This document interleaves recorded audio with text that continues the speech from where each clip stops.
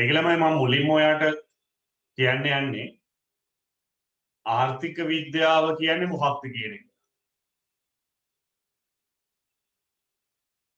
මේ මූලික දේවල් තියෙනවා ආර්ථික විද්‍යාව ආරම්භ වුණේ කොහොමද කියන එක.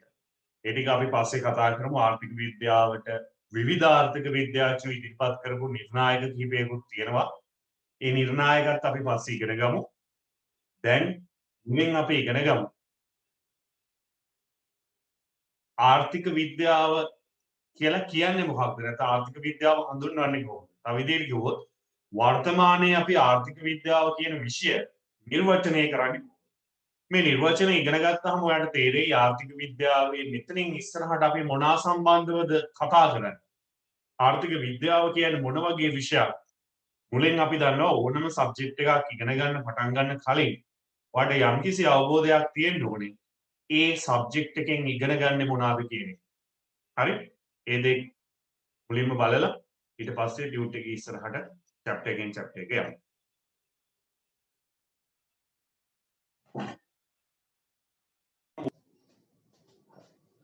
මේවල උගන්වන්නදී ළමයි මොකක් හරි වාට ප්‍රශ්නයක් ආවොත් එවලෙම chat box එකෙන් අහන්න. මම එතකොට වාට ඒකට අදාළ reply එක දෙනවා පාඩම යන අතරතුර. ඕන කෙනෙක්ට ඕන ප්‍රශ්නයක් අහන්න පුළුවන්.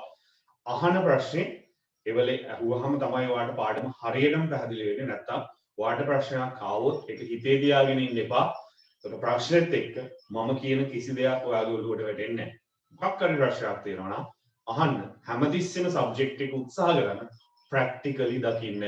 මොකද මේ ආර්ථික විද්‍යාව කියන්නේ අපි මේ ජීවත් වෙන සමාජයේ අපේ වටපිටාවේ සිදුවන දේවල්, ආර්ථිකයේ සිදුවන දේවල් තමයි අපි මේ ආර්ථික විද්‍යාව කියන විෂයෙන් අධ්‍යයනය කරන්නේ. තේරුණාද? හරි. සබ්ජෙක්ට් එක තමයි ආර්ථික විද්‍යාව. මේ මම ඔයාලට කියලා දෙන්න යන්නේ ආර්ථික විද්‍යාව නිර්වචනය. වර්තමානයේ අපි ආර්ථික විද්‍යාව නිර්වචනය කරන විදිය. හරි? ළමයි ආර්ථික විද්‍යාව නිර්වචනය කරන්න කලින් මම ඔයාලට මේ නිර්වචනය පැහැදිලි කරගන්න අවශ්‍ය සංකල්ප කීපයක් කියලා දෙන්න. සංකල්ප කීපයක්. පළවෙනි එක මිනිස්සුන්ගේ අවශ්‍යතා.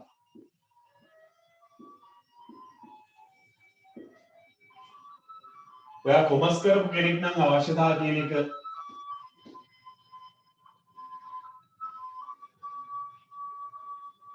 කොමර්ස් කරපු කෙනෙක් නම් අවශ්‍යතාව කියන එක මීට කලින් අහලත් ඇති. නැත්නම් අද තමයි අහන්නේ ප්‍රශ්නයක් නෑ.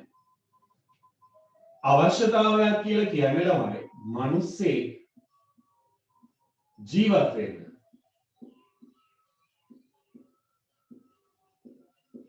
සපුරාගත යුතු අවම දේවල්. මිනිස්සු ජීවත් වෙන්න අනිවාර්යෙන් සපුරාගත යුතු දේවල් වලට කියනවා අපි අවශ්‍යතා කියලා. විනාඩියකින් ළමයි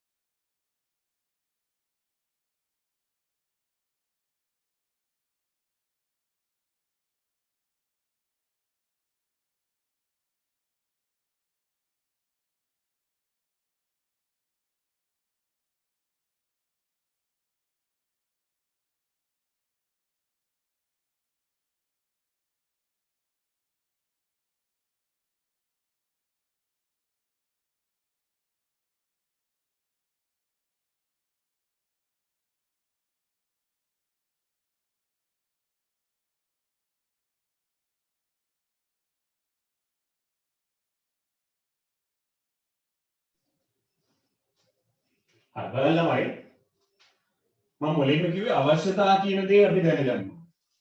අවශ්‍යතා කියලා කියන්නේ මිනිස්සෙක්ට ජීවත් වෙන්න අනිවාර්යෙන් සපුරාගත යුතු දේවල්. මට කියන්න ඔයා අවශ්‍යතා විදියට දන්නේ මොනවාද? කතා කරන්න ඕනේ හැබැයි. හොඳේ? chat box එකෙන් කියන්න. මොනවාද මිනිස්සුන්ගේ අවශ්‍යතා? කියන්න බලන්න. කො ටයිප් කරන්න. විනාඩි දෙක අපි පොඩි සෙෂන් එකක් වගේ කතා කරගෙන යන්න. එතකොට ඔයත් පාඩම තේරුම් ගන්නවා ලේසියෙන්. මමත් පාඩම ඔයාට උගන්වනවා ලේසියෙන්. ආහාර very good. තව ආහාර වලින් නිවාස ඇඳුම් පැළඳුම් ජලය ඔය වගේ ගොඩාක් ඒවා කියන වාසස්ථාන නිවාස කිව්වනේ ආහාර නිවාස ඇඳුම් පැළඳුම් ඔය වගේ අධ්‍යාපනයේ සෞඛ්‍ය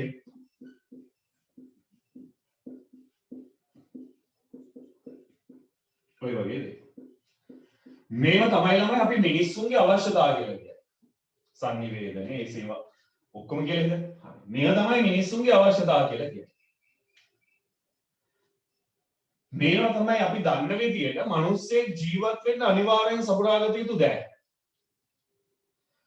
ළමයි අපි දන්න විදියට මිනිස්සුන්ගේ අවශ්‍යතාව කියන්නේ මේ දේවල් වුණාට අපිට A level වලදී ඉස්සරහට ව්‍යාපාර අධ්‍යයනයේ විෂයදී ඔයා මෙතනින් ඉස්සරහට කැම්පස් සිලෙක්ට් වුණාම මැනේජ්මන්ට් ඩිග්‍රී එකක් මොකක් හරි කරද්දී ඒ සබ්ජෙක්ට් වලදී අපි ඉගෙන ගන්නවා මිනිස්සුන්ගේ අවශ්‍යතාව මේ දේවල් විතරක් නෙවෙයි තව දේවල්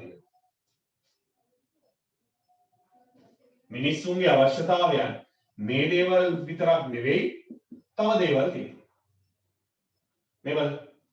මේක ළමයි ඉදිරිපත් කරපු පුද්ගලයෙක් ඉන්නවා ඒබ්‍රහම් මැස්ලෝ කියලා. මෙයා තමයි මේ දේ කියන්නේ.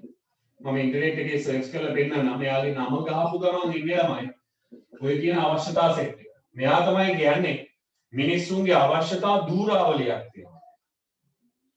ඒ කියන්නේ අවශ්‍යතා එකක් දෙකක් නෙවෙයි. මේ දේවල් සපුරගන්න තව මිනිස්සුන්ගේ අවශ්‍යතා තියෙනවා.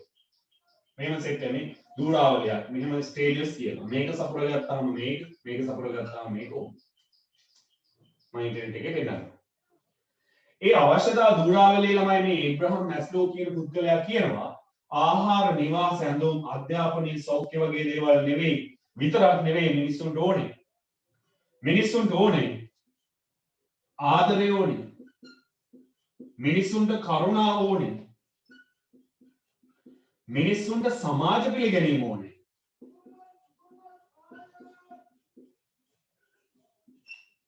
ඒ වගේම අවසානයේ ළමයි මෙන්න මේ টොප් ලෙවල් එකේ මිනිස්සුන්ට ඕනේ බලය. නිකන් ඔයා හිතලා බලන්න. ඇත්තටම ළමයි මිනිස්සුන්ට ආහාර නිවාස ඇඳුම් පැළඳුම් වගේම මේ දේවල් ඕනේ. මිනිස්සෙක්ට ආදරයක් ඕනේ. කරුණාව ඕනේ. කෙනෙක් සමහර වෙලාවට වචනයක් මොකක් හරි වැරදිලා හිත රිදුනොත් සමහර වෙලාවට දීලසාල. ඒ මිනිස්සුන්ට ඒ දේවල් අවශ්‍ය නිසා. සමාජ පිළිගැනීම ඕනේ. සමාජ පිළිගැනීමක් හම්බුනේ නැත්නම් ඒත් මිනිස්සෙක් මානසිකව තවුලක් තියෙනවා. අවසානයේ බලයක් ඕනේ. ඔයා දැකලා ඇති ගොඩාක් ළමයි ලෝකයේ ගත්තත් ලංකාවේ ගත්තත් මිනිස්සු ඉන්නවා. තමන්ගේ උපරිම ලෙවල් එකට ගිහිලා ඊට පස්සේ දේශපාලනය දැකලා ඇති ඕන තරම් ඉන්නවා නේ. පාකිස්තානයේ අගමැති ගැන අහලා තියෙනවද? කවුද? පාකිස්තානයේ දැන් ඉන්න අගමැති. කවුරු හරි කියන්න බලන්න නම දන්නවද? පාකිස්තානයේ දැන් ඉන්න අගමැති. කවුද? දන්නේ නැහැ. ඉම්රාන් खान.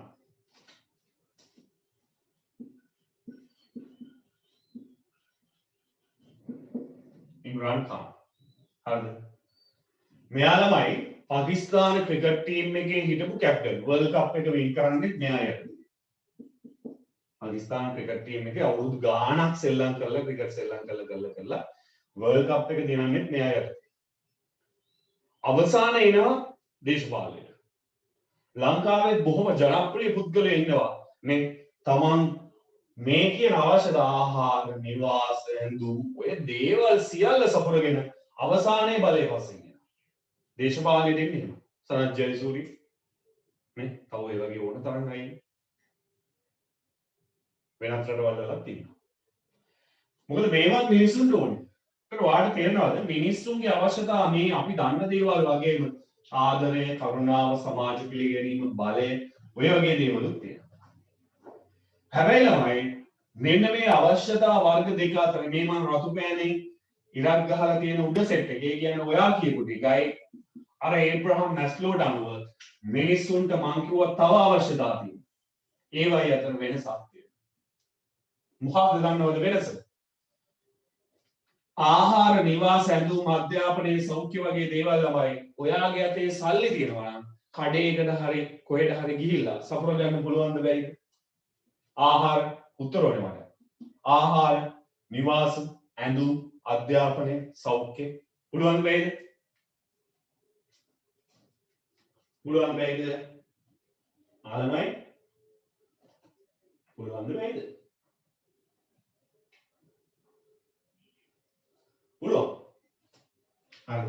කතා කරලා ඔයාට තේරෙයි දැන් ඔය මාත් එක්ක කොහොම ඔයා උත්තර දෙති හිටියාම අද පාඩම ඔයාට හොඳට මතකයි. ඔන්ලයින් ක්ලාස් එකේ ළමයි මාර බෙනිෆිට් එකක් තමයි යෝග. දැන් වෙන වෙලාවට මට උගන්වන්නත් බෑනේ ඔයාට කතා කරගෙන. මම නෑ. දැන් ඔයාට කතා කරනවා පොදුවේ ඔයා උත්තර දානවා. ඒ කියන්නේ ඔයා මට උත්තර දෙනවා. දැන් වෙන ක්ලාස් එකක මාස් ක්ලාස් එකක් ගත්තොත් ඒක උගන්වන්න බෑනේ. මට එක එකනාගෙන් අහන්න බෑ. එක එකනට උත්තර දෙන්නත් බෑ. අර එතකොට ඔයාට උත්තර දෙනවා කියන්නේ ඔයා මේකේ එක ලින්ක් වෙලා ඉන්නේ. එතකොට පාඩම අවබෝධ වීම ප්‍රමාණය වැඩි. හරි? ඒ නිසා ඒකේ ප්‍රයෝජනයක් තියෙනවා. පුළුවන් අය පුළුවන් තරම් උත්තර දෙන්න. ඒකෙන් ඔයාට මතක තියාගන්න ලේසි වෙයි. මේව පුළුවන්. හැබැයි මට ඔයා කියන්නේ කොහේ හරි ගිහිල්ලා ආදරය, කරුණාව, සමාජ පිළිගැනීම බලය ගන්න පුළුවන්. මම කියන්න පුළුවන් නම් මට කියන්න මම සල්ලි දෙන්න අරන් යන්න. පුළුවන්ද? බෑ. මේවා ගන්න බෑ. ආදරය, කරුණාව, සමාජ පිළිගැනීම. මම සල්ලි වලට ගන්න පුළුවන්. මොනවා කරන්නේ බෑනේ. බලය. මේ දෙක අතර වෙනස වෙන්නේ ඔයගලම. එහෙම ළමයි මේවා කඩේකින් ගන්න පුළුවන්, වෙළඳපොළකින් ගන්න පුළුවන් වෙන්නේ මේවා ළමයි මිනිස්සුන්ට භෞතික ඕන දේවල්. ෆිසිකලි ඕන දේවල්.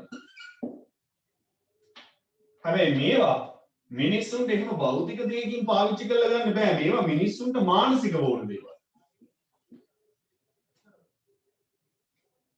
මිනිස්සුන්ට මානසික ඕන දේවල්. එහෙනම් ඔයාට තේරෙනවද? මිනිස්සුන්ගේ අවශ්‍යතා බැලුවහම අවශ්‍යතා ಜಾති දෙකක් තියෙනවා. භෞතික අවශ්‍යතා සහ මානසික අවශ්‍යතා. ඔන්න ಜಾති දෙක. මිනිස්සුන්ගේ අවශ්‍යතා තියෙනවා භෞතික අවශ්‍යතා සහ මානසික අවශ්‍යතා කියලා ಜಾති දෙකක්. අර අවශ්‍යතා ටික ළමයි මම නෙවෙයි කිව්වේ. මම කිව්වේ ඒබ්‍රහම් මැස්ලෝ. මම ඔයාලට පෙන්නන්නම් පොඩ්ඩක් බලන්න.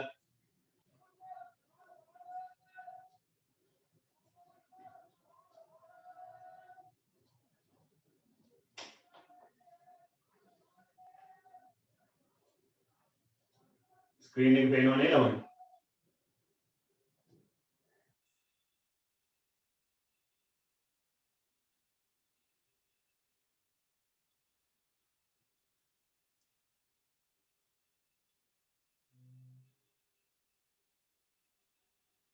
මේ ඉන්නේ මෙයා. මේ දැක්කද මං කිව්වේ? ආ දූරාවලිය එනවා කියලා. දහපු ගමන්. මේ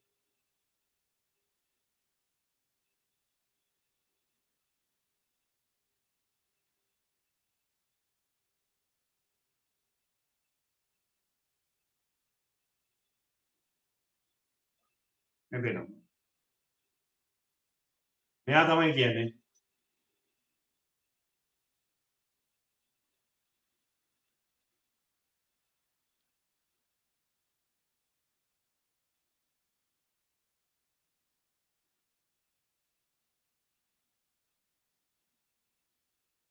පේනව නෙමෙයි? එයා water food plate shelter clothing ඒ දේවල් මිනිස්සුන්ට ඕනේ. මේ උඩ තියෙනවා මේ friendship ඕනේ, family ඕනේ, love, respect, මේ freedom ඒ වගේ දේවලුත් මිනිස්සුන්ට ඕනේ. අර ඒකයි මම කිව්වා හයිරාකි එකක් විදියට තියෙන්නේ මේ ගොඩාක් වෙලාවට අර ස්ටෙප් බයි ස්ටෙප් නේ. මිනිස්සු මුලින්ම බලය රැස් කරගන්න යන්නේ නැහැ නේ ළමයි කන්න බොන්න වලද. අර ඒකයි ස්ටෙප් බයි ස්ටෙප් තියෙන්නේ. මේවා තමයි මිනිස්සුන්ගේ අවශ්‍යතා. කොහොම හරි අපි වෙන් කරගත්තා මිනිස්සුන්ගේ භෞතික අවශ්‍යතා සහ මානසික අවශ්‍යතා කියලා වර්ග දෙකක් තියෙනවා. ඔන්න අවශ්‍යතා වර්ග දෙකයි. හරිද? ඒක මතක තියාගන්න. එහෙනම් අවශ්‍යතා වර්ග දෙකයි භෞතික අවශ්‍යතා සහ මානසික අවශ්‍යතා. ගති දෙකක්. භෞතික අවශ්‍යතා සහ මානසික අවශ්‍යතා.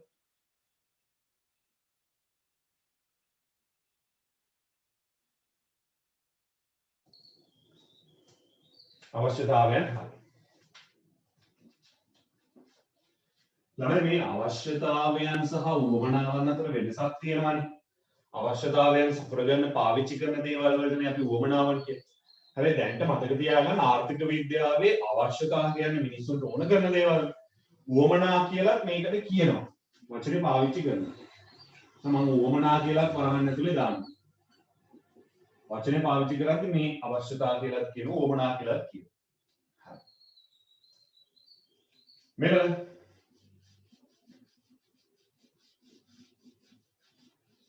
අවශ්‍යතා. ඊට පස්සේ මම ඔයාලට තව කන්සෙප්ට් දෙකක් කියලා දෙනවා. නිෂ්පාදන සම්පත් සහ භාණ්ඩ. නිෂ්පාදන සම්පත් සහ භාණ්ඩ. හරි. මොනේ කන්සෙප්ට් එක පෙන්නන්නම් ඔයාලට. මෙන්න මේ කන්සෙප්ට් එක තමයි අපි දැන් කතා කරන්නේ. විනාඩියක් ඉන්න දෙන්න.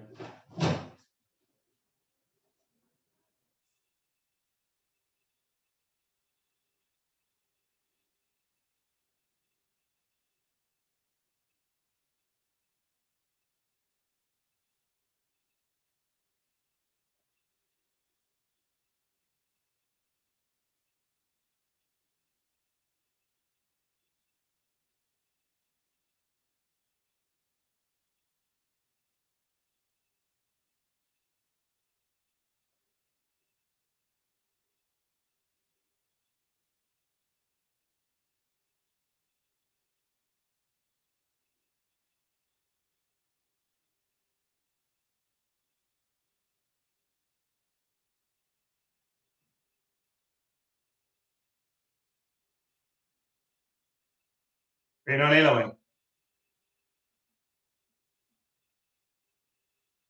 මේකනේ අපේ පාඩම ආර්ථික විද්‍යාව හැඳින්වීම සහ මූලික ආර්ථික විද්‍යා සංකල්ප. අපි නිර්වචන ඉගෙන ගන්න කලින් මේ ඉගෙන ගන්න concept එක. සම්පත් කියන එක ඉගෙන ගන්න ඕනේ අපි. අවශ්‍යතා කියන එක ඉගෙන ගන්න ඕනේ. භාණ්ඩ කියන එක ඉගෙන ගන්න ඕනේ. හරි? ඔක තමයි ප්‍රධානම තුන. පස්සේ මම සංකල්ප තුනක් කියලා දෙන්නම්.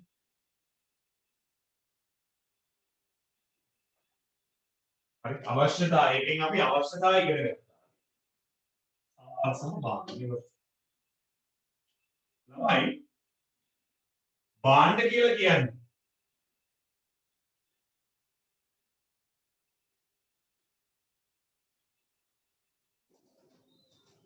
භාණ්ඩ කියලා කියන්නේ මිනිස්සුන්ගේ උවමනා සපුරාලන දේවල්. මිනිස්සු තම තමන්ගේ අවශ්‍යතාවයන් නැත්නම් උවමනා සපුරගන්න විවිධ භාණ්ඩ තුලින්.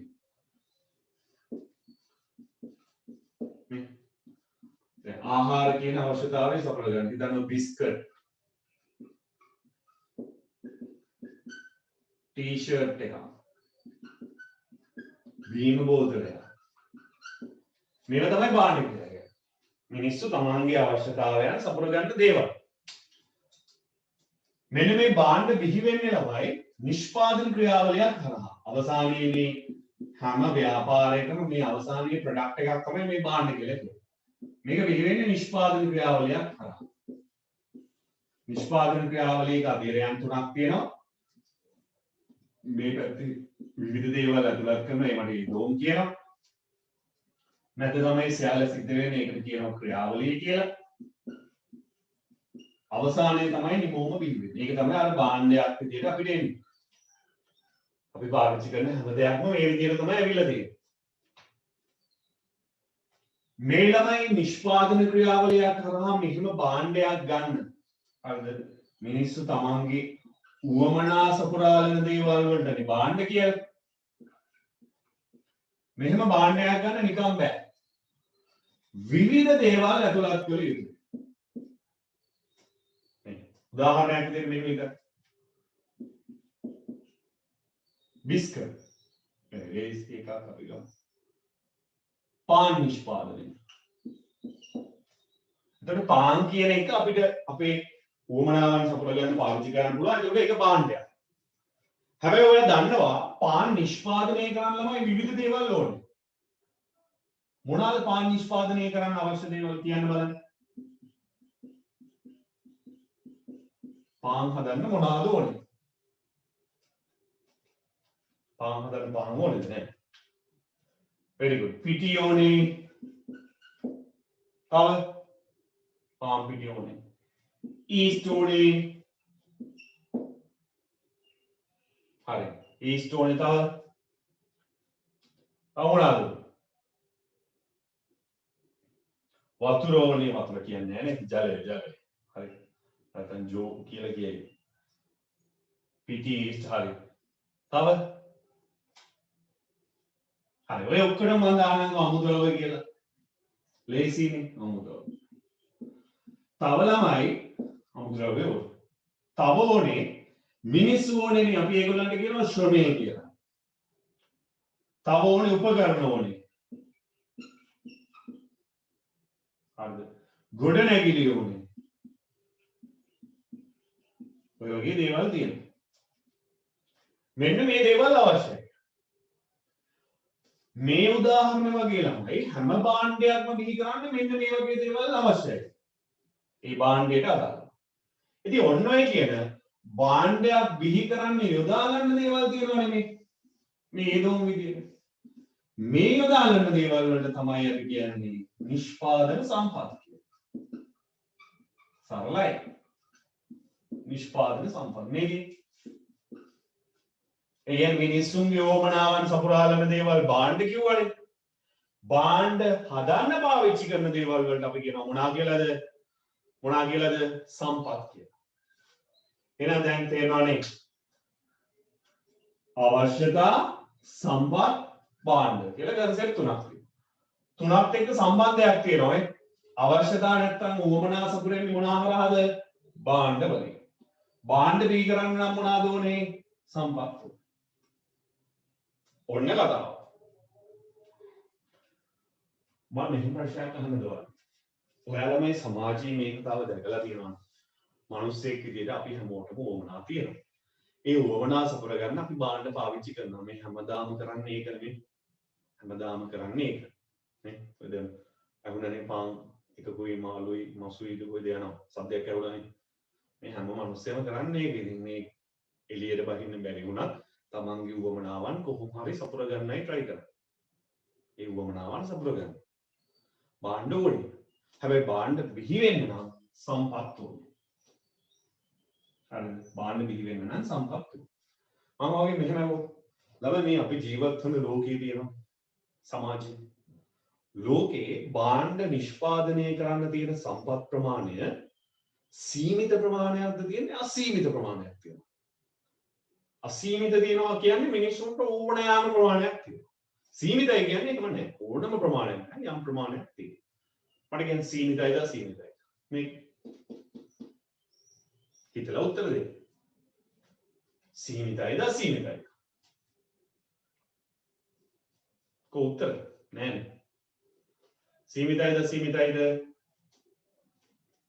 හැමෝම උත්තර දෙන්න ඕනේ.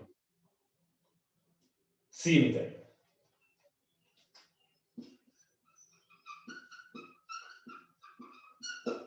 සම්පත් සීමිතයි. ඕකත් මතක තියාගන්න සීමිත සම්පත් ප්‍රමාණයක් තියෙන. ඒක නිසායි මේ අපි මෙච්චර දුක් විඳින්නේ ළම. ඔයා මේ ඉගෙන ගන්න try කරන්නේ ඇයි? සීමිතයි ඕන තරම් නැහැ. ඉතින් ඔයා ඉහළ ඉගෙන ගත්තොත් හොඳ රැකියාවක් කරන්න පුළුවන්. හොඳ වැඩක් ගන්න පුළුවන්. එතකොට අර සීමිත සම්පත් ප්‍රමාණයෙන් හදන භාණ්ඩ හා සේවා වට වැඩි ප්‍රමාණයක් මුක්ති විඳින්න පුළුවන්. ඒක තමයි අපි මේ සල්ලි හම්බ කරන්නේ මේ දුක් විඳින්නේ. ඒ සීමිත නිසා. සීමිත නම් එහෙම ප්‍රශ්නයක් නැහැ නේද? ඕන තරම් තියෙනවා. මෙච්චර කට්ටක් කරනවද නෑ පිස්සු. හරි. concept තුන හරි. අවශ්‍යතා කොටස් දෙකයි භෞතික අවශ්‍යතා සහ මානසික අවශ්‍යතා. මම ඔයාලට කිව්වනේ මේ තව දෙයක්. මේ අවශ්‍යතා වලින් තමයි අවශ්‍යතා සපුර ගන්න පුළුවන් භාණ්ඩ වලින් කියලා.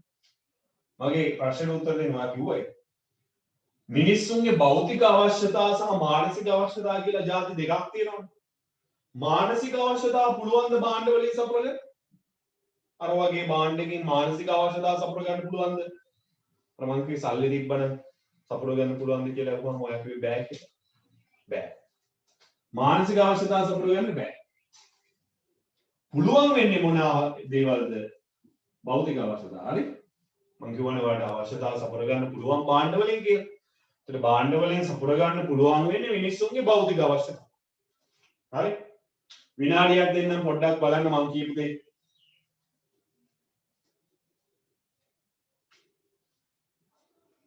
පොඩ්ඩක් විනාඩියක් බලන්න මං කියපු දේ.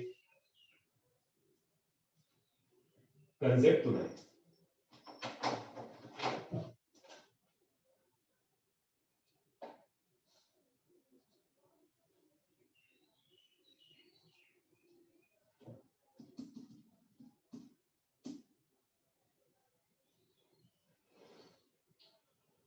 දැන් මේක කොහේ හරි ලියා ගන්න ඕනේද? ඔයාලට ඉතන විදියට ඕනේ වෙයිද? මං ටියුට් එකේ නම් ඉඳ තියලා නැහැ. කෝකටත් ලියා ගමුද නේ අමුතු වුණොත් අපිට. අපි මෙහෙම කරමු. කොලේක ලියා ගමු. කොහොමත් ඔයා දැන් තාම ටියුට් හම්බෙලා නැහැනේ ගොඩාක් අයට. මේ සතියේ ඉඳන් ගන්න පුළුවන් ළමයි මං ක්ලාස් එක ඉවර වෙන්න කලින් කියන්නම්. ගන්න විදිය.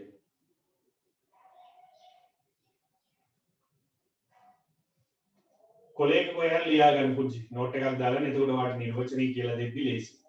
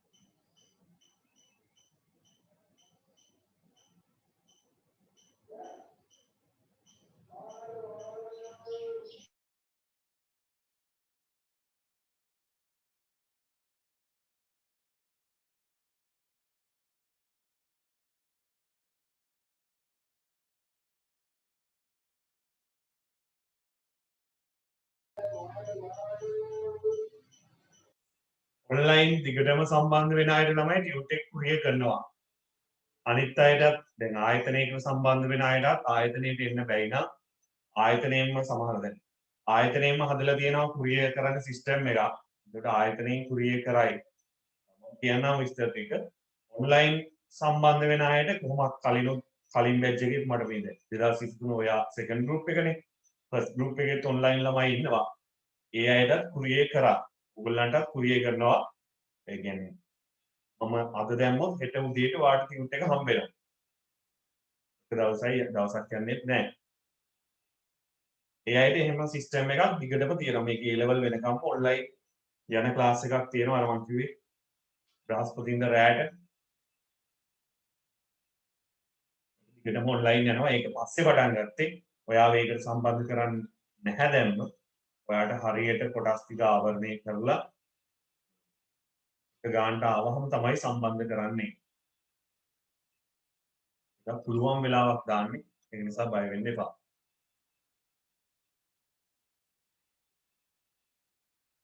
හරි මේක ඉවරයි නේ නෝට් කරගෙන. අනිත් එක ලියා ගමු දෙන්න.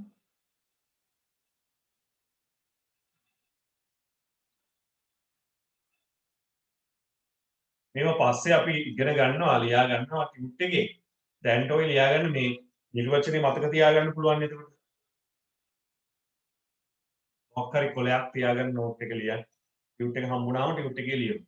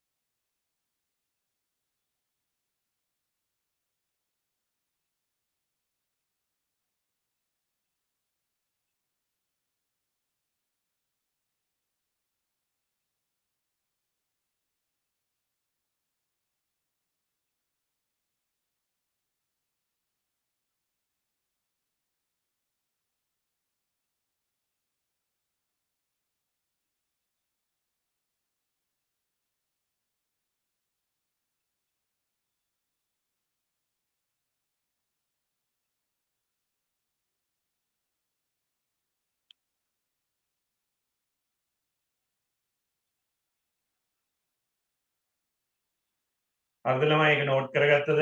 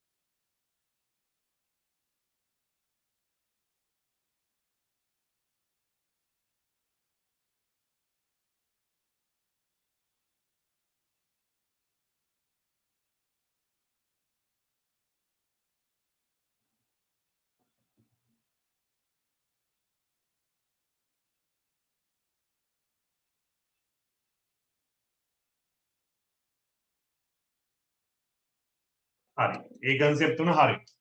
හොඳට මතක තියාගන්න. හරි.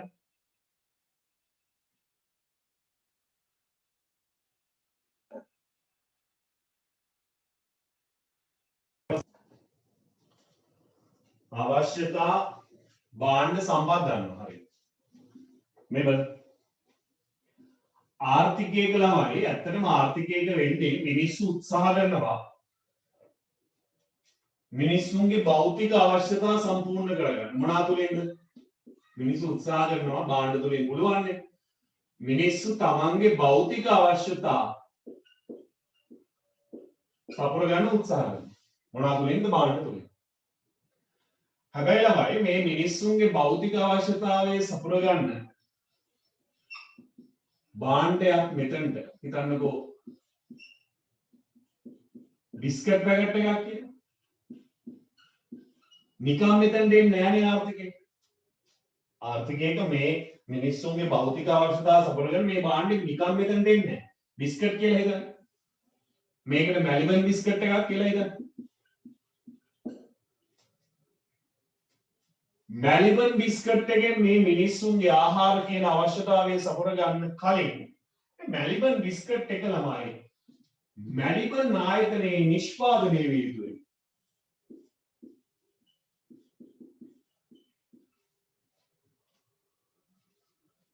මැලිබන් ආයතනයේ නිෂ්පාදනය විය යුතුයි. ඒතර ඔයා පිළිගන්නවද හැම ආර්ථිකයකම මිනිස්සු භාණ්ඩ හා සේවා වලින් මිනිසුන්ගේ අවශ්‍යතා සපුර ගන්න යනවා කියන්නේ හැම ලෝකයේ ආර්ථිකයකම නිෂ්පාදනය කියන දේ සිද්ධ වෙනවද නැද්ද? වෙනවා. නිෂ්පාදනයක් වෙනවද නැද්ද හැම ආර්ථිකයකම? ලංකාව ගත්තත්, ඇමරිකාව ගත්තත්, ජපානය ගත්තත්, නේ ඉන්දුනීසියාව ගත්තත් නිෂ්පාදනයක් වෙනවා. ඕන්න. ඒකයි. මැලිබන් එකේ මැලිබන් බිස්කට් නිෂ්පාදනය වෙනවා. හරි මෙහෙම හිතන්න. මැලිබන් එකේ නිෂ්පාදනයක් විතරක් ආර්ථිකයක වුණාට අපිට පුළුවන් ද අපේ අවශ්‍යතා භාණ්ඩ වලින් සපුර ගන්න? පුළුවන්ද? නිෂ්පාදනය වෙලා හරි ආයතනයේ ගොඩ ගහගෙන තියන්න ඉන්නවා. අපිට පුළුවන් ද අපේ අවශ්‍යතා සපුර ගන්න? පුළුවන්ද බැයිද? බෑ. ළමයි මේ නිෂ්පාදනය වුණ භාණ්ඩ ඊට පස්සේ වෙළඳපොළ වලට නැත්නම් සමාජයට බෙදා හරින්න ඕනේ. බෙදා හරින්න. විවිධ සමාජයේ පාර්ශ්වයන්ට බෙදා හරින්න ඕනේ. වෙළඳාම සිද්ධ වෙන්නේ ඒක. බෙදා හැරීමක් සිද්ධ වෙනවා. නේ? දැන් මැලිබන් බිස්කට් නම් ළමයි ලංකාවේ හැම පැත්තටම යනවා. සමහර භාණ්ඩ තියෙනවා එහෙම හැම පැත්තටම යන්නේ නැහැ. නේ? යම් යම් සුවිශේෂී පැති වලට යනවා. එහෙනම් ඉතින් විවිධ ආකාරයෙන් බෙදා හැරීම් සිද්ධ වෙනවා එක භාණ්ඩ. හරිද? එහෙනම් මැලිබන් මෙහෙම බෙදා හැරියට වාහන එහෙම යනවද? වාහන සේල් වලනේ වාහන නිෂ්පාදන මෙහෙර ගෙන්නනවනේ. ගෙන්නුවට ළමයි ලංකාව වටේටම බෙදා හරින්නේ නැහැ. නේ නගර ටවුන් වල විතරයි තියෙන්නේ. එහෙනම් තියෙන එක භාණ්ඩ බෙදා හැරීම් සිදු වෙනවා. කොහොම හරි බෙදා හැරීමක් වෙන්න ඕනේ. නැත්තම් බෑ මිනිස්සුන්ගේ අවශ්‍යතා සපුර ගන්න. එහෙනම් හැම ආර්ථිකයකම ළමයි බෙදා හැරීමක් තියෙනවා. ඔන්න මම තව ටිකකින් වීඩියෝ එකක් දාලා පෙන්නන්නම්. හරි බෙදා හැරිය කියලා හිතන්නකො කඩවල දිගට ගියා. ඒත් අපේ අවශ්‍යතාව සපුර ගන්න පුළුවන්. දැන් හරි ඔයාට මොකක් හරි තියෙනවා කීල්ස් එකේ වඩු තියෙනවද? හැබැයි දැන් ඔයාට ගෙදර ඉඳන් ඔයාගේ අවශ්‍යතාවය සපුර ගන්න පුළුවන්ද? මැලිබන් බිස්කට් නිෂ්පාදනයක් වෙලා ආර්ථිකයි. බෙදා හැරීමකුත් වෙලා. ඒ දෙක විතරක් වුණාට ඔයාගේ අවශ්‍යතාව සැපිරෙනවද? නැහැ. ඔයා කඩේට ගිහිල්ලා මිලදී ගන්න ඕනේ. මිලදී අරන් මේ බිස්කට් පාවිච්චි කරන්න ඕනේ. අන්න ඒකට අපි ආර්ථික විද්‍යාවේ කියනවා පරිභෝජනය කියලා. මොකද කියන්නේ පරිභෝජනය කියලා. එහෙනම් ඔයාලට මේක තේරෙනවා. ලංකාවේ විතරක් නෙවෙයි ළමයි. ලෝකේ මොන රටකට ඔයා ගියත් ඒ රටේ නිෂ්පාදනය කියලා අංශයක් තියනවද නැද්ද? උත්තර දෙන්න මට උත්තර ඕනේ. ඒ රටේ නිෂ්පාදනය කියලා අංශයක් තියනවද නැද්ද? යම් අවස්ථාවක් නිෂ්පාදනයක් කියලා තියනවද නැද්ද? තියෙනවා. බෙදා හැරීමක් කියලා දෙයක් හැම රටකම තියනවද නැද්ද? තියෙනවා. ඕනම ප්‍රොඩක්ට් එකක් බෙදා හැරීමක් සිද්ධ වෙනවා. ඒ වගේම හැම රටකම මිනිස්සු තමන්ගේ අවශ්‍යතා සපුර ගන්න පරිභෝජනය කරනවා. එන අර කන්සෙප්ට් තුනට අමතරව මතක තියාගන්න හැම ආර්ථිකයකම නිෂ්පාදනයක් බෙදා හැරීමක් පරිභෝජනයක් සිද්ධ වෙනවා. ඒ හරහා තමයි මිනිස්සු තමන්ගේ අවශ්‍යතාවයන් සපුරගන්නේ. නිෂ්පාදනය, බෙදා හැරීම, ඊට පස්සේ තුන්වෙනි අවස්ථාව පරිභෝජනය. මේ ක්‍රියාවන් තුන සිද්ධ වුණොත් තමයි අපිට තමන්ගේ අවශ්‍යතාව සපුරගන්න පුළුවන්. පුංචි මම එක්සැම්පල් එකක් පෙන්නන්නම් මේ අවස්ථා තුනක. මේව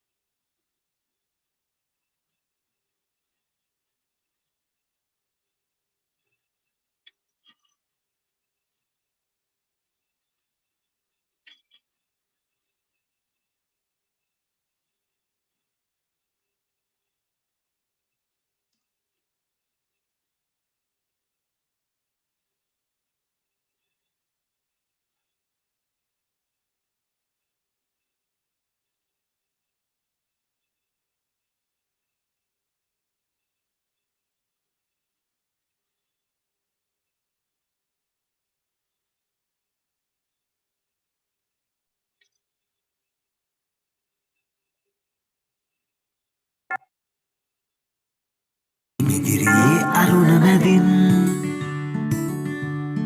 දලුලන්නේ සිතේ පැතුම් හිමිදිරියේ අරුණ මැදින් දලුලන්නේ සිතේ පැතුම් තුඩැගිල්ල දැවටමින් නැලවෙන්නේ මොන තරම්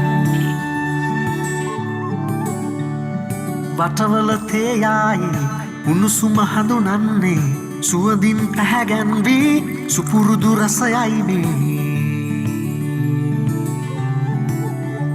හැමදාම ජීවිතේ පුබුදන්නේ වටවලතේ හදවත් රැසක රසවත් පැතුම වටවලතේ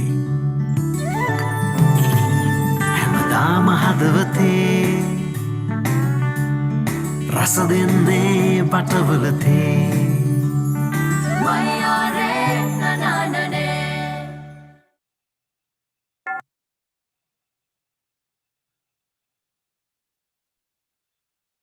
එකලම ඒකේ අවස්ථා තුනක් තියෙනවා. දැකපු අය කියන්නේ නිෂ්පාදනයක් තිබ්බා ඒ වීඩියෝ එකේ.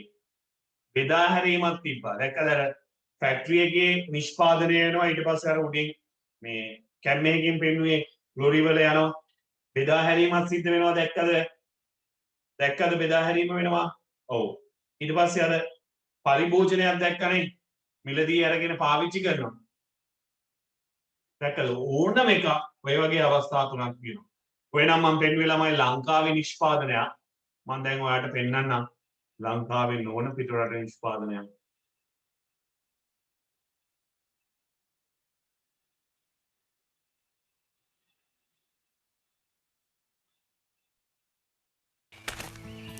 අපි පොඩි කාලේ නම් පොඩි ඇන්ක කිව්වා. ලංකාවේ ගොඩ දෙනෙක් එහෙමයි. ඇන්ක එකෙන් කතා කරාම මට ඇත්තටම හිතුණා ඇන්ක හදන හැටි බලන්න. මේ යන ගම. තනියම නෙමෙයි කේනුත් එක්ක. යමු බලන්න.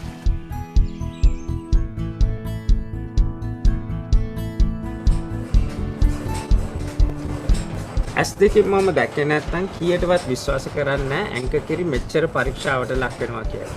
අවුරුද්දට තත්ත්ව පරීක්ෂණ මිලියන 14කටත් වැඩි. කිරි දෝන තැන ඉඳලාම ඇසුරුම දක්වාම අතින්වත් අල්ලන්නේ. ඒ විතරක් නෙමෙයි. ඇන්ක කිරි පිටි හදන්නේ 100%ක්ම ස්වභාවික එළ කිරි වලින්. පොඩි කාලේ ඉඳන් අපි බොන ඇන්ක කිරිවල උසස්ම තත්ත්වය මම ඇස් දෙකෙන්ම දැක්කා. ඇන්ක විශ්වාසය මට 100%ක්ම තහවුරුයි. ඔයාලත් එන්න බලන්න. ඇන්ක විශ්වාසය බලන්න ඔබත් නවසීලන්තයට එන්න. වැඩි විස්තර සඳහා පැකට්ටුව පිටුපස බලන්න. ඇන්ක අසම සම විශ්වාසය. ඒක ළමයි මම පෙන්නුවේ ඒක නිෂ්පාදනය වෙන්නේ ලංකාවේ නෙවෙයි වෙනත් රටක නිෂ්පාදනය වෙලා හැබැයි බෙදා හැරීමක් සිද්ධ වෙනවා. බෙදා හැරීමක් වෙලා අපි පරිභෝජනය කරනවා. එහෙනම් තේරුම් ගන්න හැම ආර්ථිකයකම නිෂ්පාදනය, බෙදා හැරීම, පරිභෝජනය කියන අවස්ථා තුනම තියෙනවා.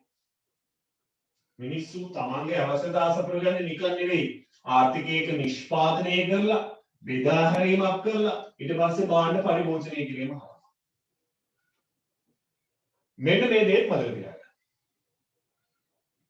හරිද? ළමයි නිෂ්පාදනය කරන ආයතන තියෙනවනේ. මේ හැම ආයතනයකටම ළමයි හිතන පතන හැම දෙයක්ම නිෂ්පාදනය කරන්න බෑ. දැන් ඔයා දැක්ක උදාහරණ දැක්කා ඇන්කර් නිෂ්පාදනය කරන්නේ කිරිපිටි. දැක්කද ඒ ඇන්කර් නිෂ්පාදනය කරන කිරිපිටි ටික ප්‍රවාහනය කරන වාහනේ ඇන්කර් එකද ඒ වාහනේ හදන්නේ? හවුද නැද්ද? ඇන්කර් එකද ඒ වාහනේ හදන්නේ? හවුද නැද්ද? නෑ. ඒ වාහන හදලා තමයි ව්‍යාපාර දෙන්නේ. ටොයෝටා වාහනයක් කියලා හිතන්නකෝ ඒකේ. එහෙනම් ටොයෝටා එකේ වාහන හදන්න. රටක තියෙන එක එක ආයතන ළමයි එක එක භාණ්ඩ නිෂ්පාදනය කරන්නේ. එහෙනම් ඔයාලට තේරෙනවද? නිෂ්පාදනය කරන භාණ්ඩවල ස්වභාවය නැත්නම් නිෂ්පාදනයේදී එක් එක් ව්‍යාපාර එකිනෙකට වෙනස්. ඇන්කර් එක හදන්නේ කිරිපිටි. ටොයෝටා එක හදන්නේ මෝටර රථ. නොලිමිට් එක මහන්නේ ඇඳුම්. නේ? ගම්රෝ එකේ හදන්නේ ප්ලාස්ටික් බඩුයි ඔය ඉලෙක්ට්‍රික් ඒවායි. ඊට පස්සේ ගත්තොත් තව ආයතනයක් හයිලන්ඩ් එක හදන්නේ ඒ ආශ්‍රිත නිෂ්පාදන. වෙනස්. හැම ව්‍යාපාරයක්ම නිෂ්පාදනය කරලා තියෙනවා. මේ හැම භාණ්ඩයක්ම බෙදා හරින්න එකම ආකාරයකට. දැන් ඔයා දැක්කනේ වටවල තේ එකයි ඇන්කර් කිරිපිටි එකයි බෙදා හැරීම ආකාර දෙකක්. බෙදා හරින රටවල් වෙනස්. නේ? බෙදා හරින රටවල් වෙනස්. ඇන්කර් එක ලෝකයේ පුරා යනවා. හැබැයි වටවල තේ එහෙම යන්නේ නැහැ. මොකද දැන් එක්ස්පෝර්ට් කරනවා. හැබැයි ඒ වගේ ජාලයක් නැහැ. තව ව්‍යාපාර තියෙන එහෙම නැහැ. සමහර වෙලාවට ප්‍රොඩක්ට්ස් මේ ප්‍රදේශය ඇතුළත විතරයි. ඔය දැන් සමහර පැතිවල තියෙන ළමයි උඹලකඩ සම්බෝල නේ ඊට පස්සේ අච්චාරු ඒ වගේ ඒ ප්‍රදේශයේ විතරයි. බෙදා හැරීම වෙනස්. එක එක අවස්ථාවෙන් අවස්ථාව වෙනස්. පරිභෝජනය කරන ආකාරය වුණත් වෙනස් ළමයි. ඔයාලට රුපියල් 1000 ගානේ දීලා මම වීඩියෝට ඉතින් රුපියල් 1000 ගානේ දීලා ඇත්තට යවන්නේ රුපියල් 1000 ගානේ දීලා සුපර් මාකට් එකකට යමු. මට කියන්න පුළුවන්ද ඔයාලා හැමෝම අරන් එන භාණ්ඩ 100%ක් හැමෝගෙම සමානයි කියලා? එහෙම වෙනවද? එහෙම වෙනවද? එහෙම වෙන්නේ නැහැ. ඔයා හිතන එක ගන්නවා වෙනස්. තමන් ගාව තියෙන මුදලෙන් තමන් මිලදී ගන්න භාණ්ඩ වෙනස්. ඒ කියන්නේ නිෂ්පාදනයේ බෙදා හැරීම පරිභෝජනය කියන සියලු අංශවලදී මිනිස්සුන්ගේ වෙනසක් තියනවද නැද්ද? හැසිරෙන ආකාරය නිෂ්පාදනය කරද්දී බෙදා හැරීම සිද්ධ වෙද්දී භාණ්ඩ මිලදී ගනිද්දී වෙනසක් තියනවද නැද්ද හැසිරීමේ? කියන්න බලන්න මට උත්තර ඕනේ. උත්තර ඕනේ. තියනවද නැද්ද? හැමෝම මට ඕකට උත්තර දෙන්න හැමෝම මාත් එක්ක ළමයි කතා කරන්න ඕනේ. මම එහෙම අර ක්ලාස් එකේ දැන් අලුතෙන් ආපු කෙනෙක් ඉන්නවා නම් දන්නේ නැතුව ඇති අනිවාර්යෙන්. මම එහෙම ක්ලාස් එකේ ඉගෙන ගන්නවා නම් ඉගෙන ගන්නේ නැත්නම් ඵලයන් කියලා එහෙම කරන්නේ නැහැ. එහෙනම් මම රෙකෝඩින් එකක් දානවා. දැන් මේ පාඩම මම ෆස්ට් ගෲප් එකේ ඉගෙනුවා. ඉගෙනුවට මම ඔයාලට ආපහු ගන්නවා ලයිව්. ඔය අර ඉගෙන ගන්නවා කියන්නේ ඒකයි ළමයි නිකන් බලලා ඉගෙන ගන්නවා නේ ඉගෙන ගන්න එහෙම නෙවෙයි. අවබෝධ කරගන්නවා. ඒක තමයි ඉගෙන ගන්න. දැන් ඔයාලට මේක තේරෙයි වාට ඉගෙනගෙන ඉවරනම් පස්සේ අර වීඩියෝ එකක් බලන එක ප්‍රැක්ටිකල් හිතන එක හරි පහසුවෙන් ඉගෙන ගන්න පුළුවන්. ඔයා උත්තර දෙන එක හැසිරීමේ වෙනසක් තියෙනවා. ඔයා කියන්නේ. ඔව් ළමයි. ඉතින් ඔය හැසිරෙන ආකාරය අපි අධ්‍යයනය කරන එකට තමයි ආර්ථික විද්‍යාව. තේරුණාද? ආර්ථිකයක මිනිස්සු නිෂ්පාදනය කරද්දී බෙදා හරිද්දී පරිභෝජනය කරද්දී වෙනස්නේ. ඒ වෙනස තමයි මේ අපි ආර්ථික විද්‍යාවෙන් අධ්‍යයනය කරන්නේ. මිනිස්සු වෙනස්. පාරිභෝගිකයෝ මිල වැඩි වුණාම සාමාන්‍ය හැසිරෙන්නේ මෙහෙම. භාණ්ඩයක මිල වැඩි වුණාම නිෂ්පාදකයෝ නිමෝම මෙහෙම කරනවා. රටක ඒ නිසා ආර්ථිකයකට මෙහෙම වෙනවා. හැසිරෙන ආකාරය තමයි අපි අධ්‍යයනය කරන්නේ. ඕක තමයි ආර්ථික විද්‍යාව කියලා කියන්නේ. අපි නිර්වචන දෙමු. මම හිතන්නේ දැන් බේසික් එක ඒ කියන්නේ අර කන්සෙප්ට් එක ඔයාලට හරියටම මතක ඇති.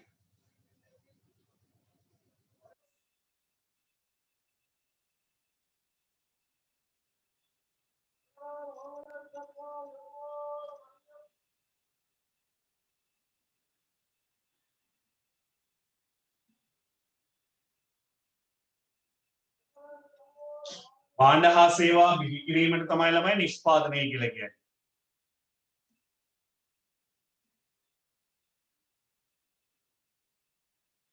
විශාල පිරිසකට මේ මිලදී ගත හැකි වන පරිදි නිෂ්පාදනයේ වෙළඳපොළ පුරා ව්‍යාප්ත කිරීම. ඒකට කියනවා බෙදා හැරීම.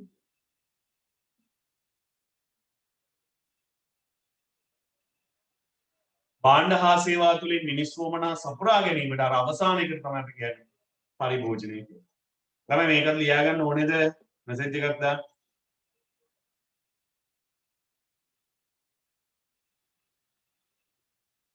ඕනේ ලියා ගන්න.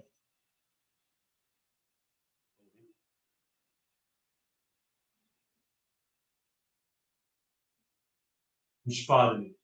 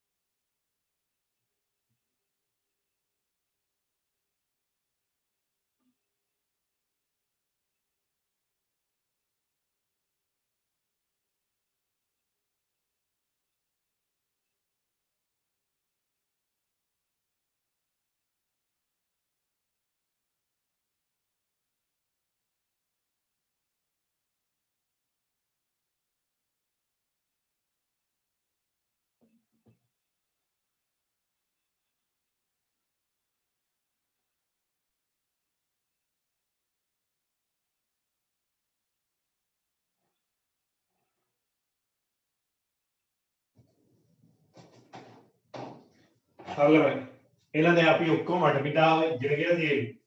නිර්වචනයේ තියෙන්නේ. ලියන්න යන්නේ ආර්ථික විද්‍යාව නිර්වචන. මම නෙවෙයි කියන්නේ ඔයයි. මම දැන් ඔයාලට වටපිටාව ඔක්කොම ගන්නලා තියෙනවා. මම වාගේ ප්‍රශ්න කීපයක් අහනවා.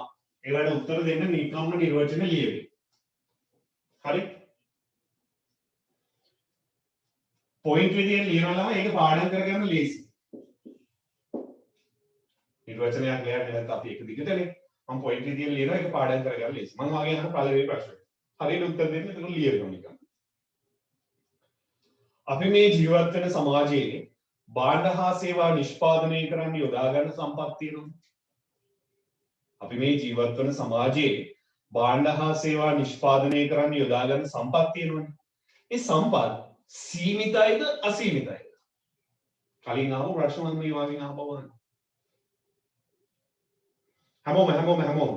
හැමෝම උත්තර දෙන්න ඕනේ සීමිතයි. එහෙනම් ඔයාම පිළිගන්නවා අපි ඉන්නේ සීමිත සම්පත් පවත්නා සමාජයක් තුළ කියලා.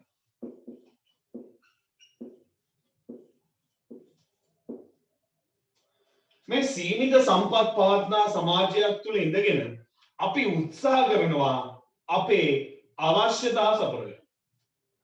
මොනවා තුළින්ද? භාණ්ඩ තුළින් අවශ්‍යතා සපුරගන්නයි අපි try කරන්නේ. ඔයාලට මතකයිද මම කියලා දුන්නා භාණ්ඩ තුලින් සපුර ගන්න පුළුවන් වෙන අවශ්‍යතා මොන જાතිය අවශ්‍යතාවද?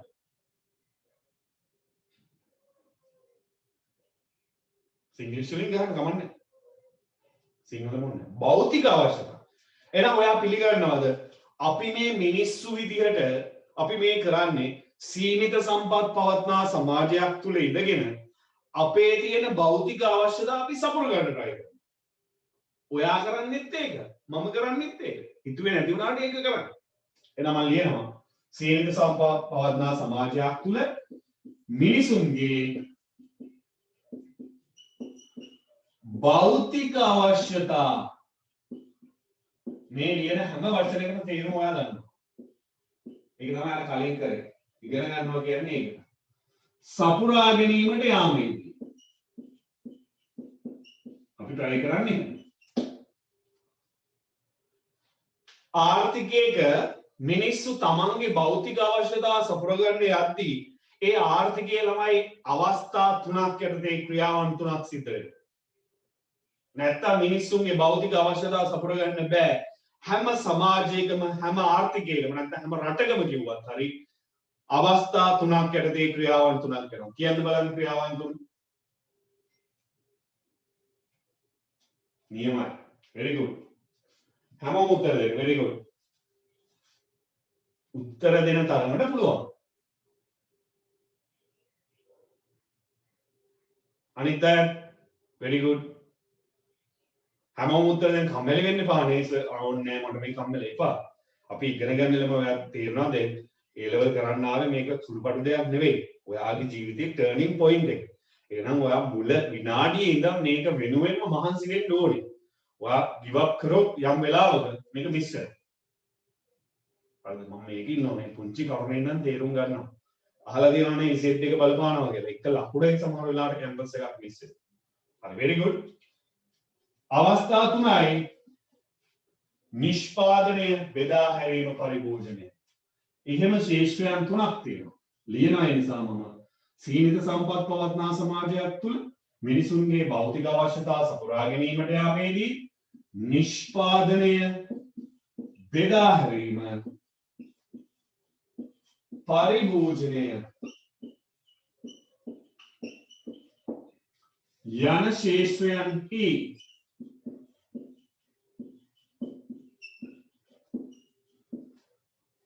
මම ඔයාලට කිව්වා මේ ශේෂ්ත්‍රයන් වල මිනිස්සු හැසිරෙන ආකාරය වෙනස්ද නැද්ද? වෙනස්ද නැද්ද? වෙනස්. ඔය හැසිරීම අධ්‍යයනය කිරීම තමයි ආර්ථික විද්‍යාව කියන්නේ. ශේෂ්ත්‍රයන්හි මිනිස් හැසිරීම අධ්‍යයනය කිරීම. ඔන්න. ඔය තමයි නිර්වචනය. එච්චරයි. දැන් මේක පාඩම් කරගන්න ලේසි. ඇයි දන්නවද පාඩම් කරගන්න ලේසි කියන්නේ? ඔයා මේ හැම වචනයකම තේරුම දන්නවද සීමිත සම්පත් කිව්වේ ඇයි? හරි ඕටි ඉතින් ඇත්තටම සමාජයේ භාණ්ඩ හා සේවා නිෂ්පාදනය කරන්න තියෙන සම්පත් සීමිතයිනේ. අපි භෞතික අවශ්‍යතා කිව්වේ ඇයි? මිනිස්සුන්ට භාණ්ඩ වලින් සපුර ගන්න පුළුවන් භෞතික අවශ්‍යතා. එහෙම සපුර ගන්න යද්දී ආර්ථිකී ක්‍රියාවන් තුනක් වෙනවා. ඔව්. හැබැයි ඒවා කරද්දී මිනිස්සු හැසිරෙන ආකාරය වෙනස්. ඒකයි අපි හැසිරීම අධ්‍යයනය කරන්නේ. ඔක තමයි ආර්ථික විද්‍යාව කියන්නේ. විනාඩියක් ගාන තනියෙන් ලියන්න ඕනේ නිර්වචනේ බලන්න නැතුව. ඊට පස්සේ මම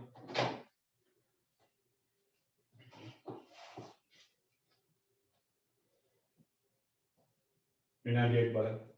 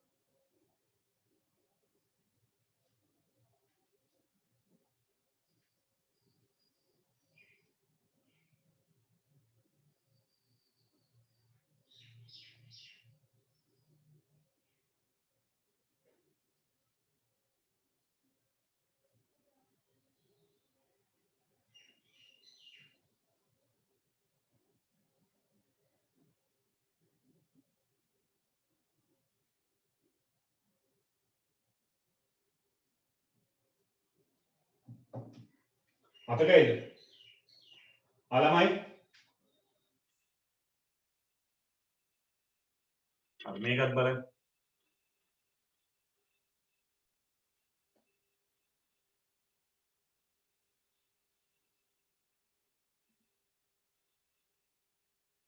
හයි මතකයිද කියලා බලන්න.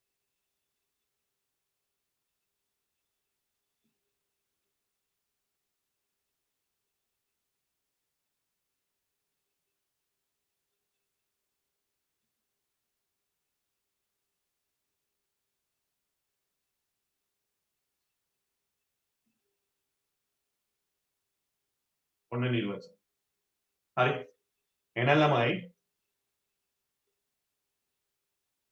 මේක මම දාලම තියන්නම්. මට නිර්වචන ලියන්න ආර්ථික විද්‍යාව නිර්වචනය කියලා ලියන්න බැරි වුණොත් විතරක් මේක දිහා බලන්න. ස්ක්‍රීන් එක දිහා. නැත්තම් තනියෙන් ලියන්න බෑ. Taman ලියලා ඉවර වෙලා ඕකේ කියලා මැසේජ් එකක් දාන්න. හැමෝටම පුළුවන් තනියෙන් ලියන්න. අතකින් ලියන්න බලන්න හැමෝටම පුළුවන්. ලියලා ඉවර වෙලා ඕකේ කියලා මැසේජ් එකක් දාන්න.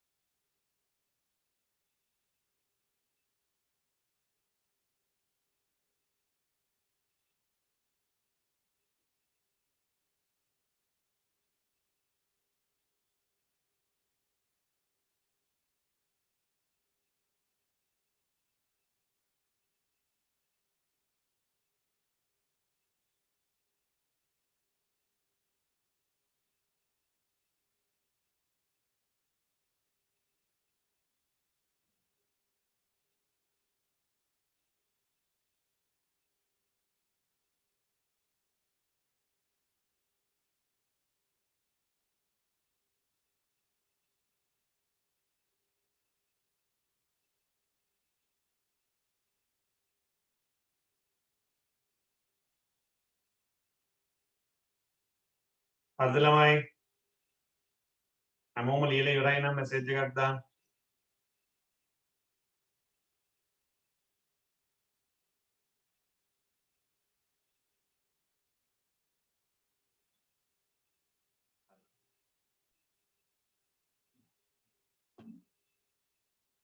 තමයි එතකොට මේ ටියුට් එක හම්බුනහම ලියා ගන්න තැන් එහෙම මාක් කරගන්න මම ටියුට් එක අපි ඉන්නේ පිටු අංක මේ 3 4 ඒ ටික මම පස්සේ කියවන්නම්. පිටු අංක 5 මෙන්න මෙතන තමයි ලියන්නේ. හරි? එහෙනම් මම ලියන්නම්. පිටු අංක 5 මෙතන ලියා ගන්න ඕනේ.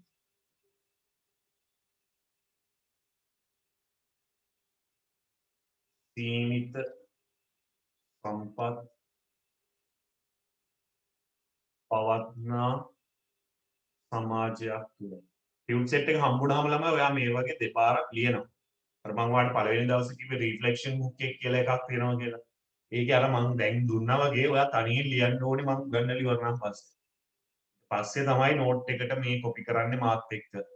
කියන්නේ ඔයා වෙන ක්ලාස් වල වගේ නෙමෙයි. වෙන ක්ලාස් එකක නෝට් ලියද්දි ඔයා දන්නේ නැහනේ. මේකේ විශේෂත්වය ඔයා නෝට් එක ලියන්නේ දැනගෙන.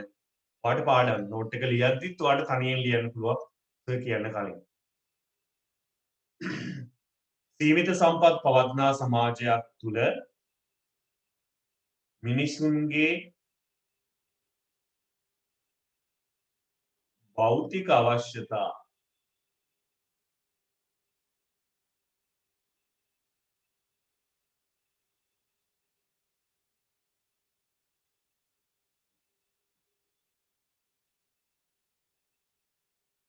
සපුරා ගැනීමට යාමේදී නිෂ්පාදනය බෙදා හැරීම පරිභෝජනය යන ශේෂ්ත්‍රයන්හි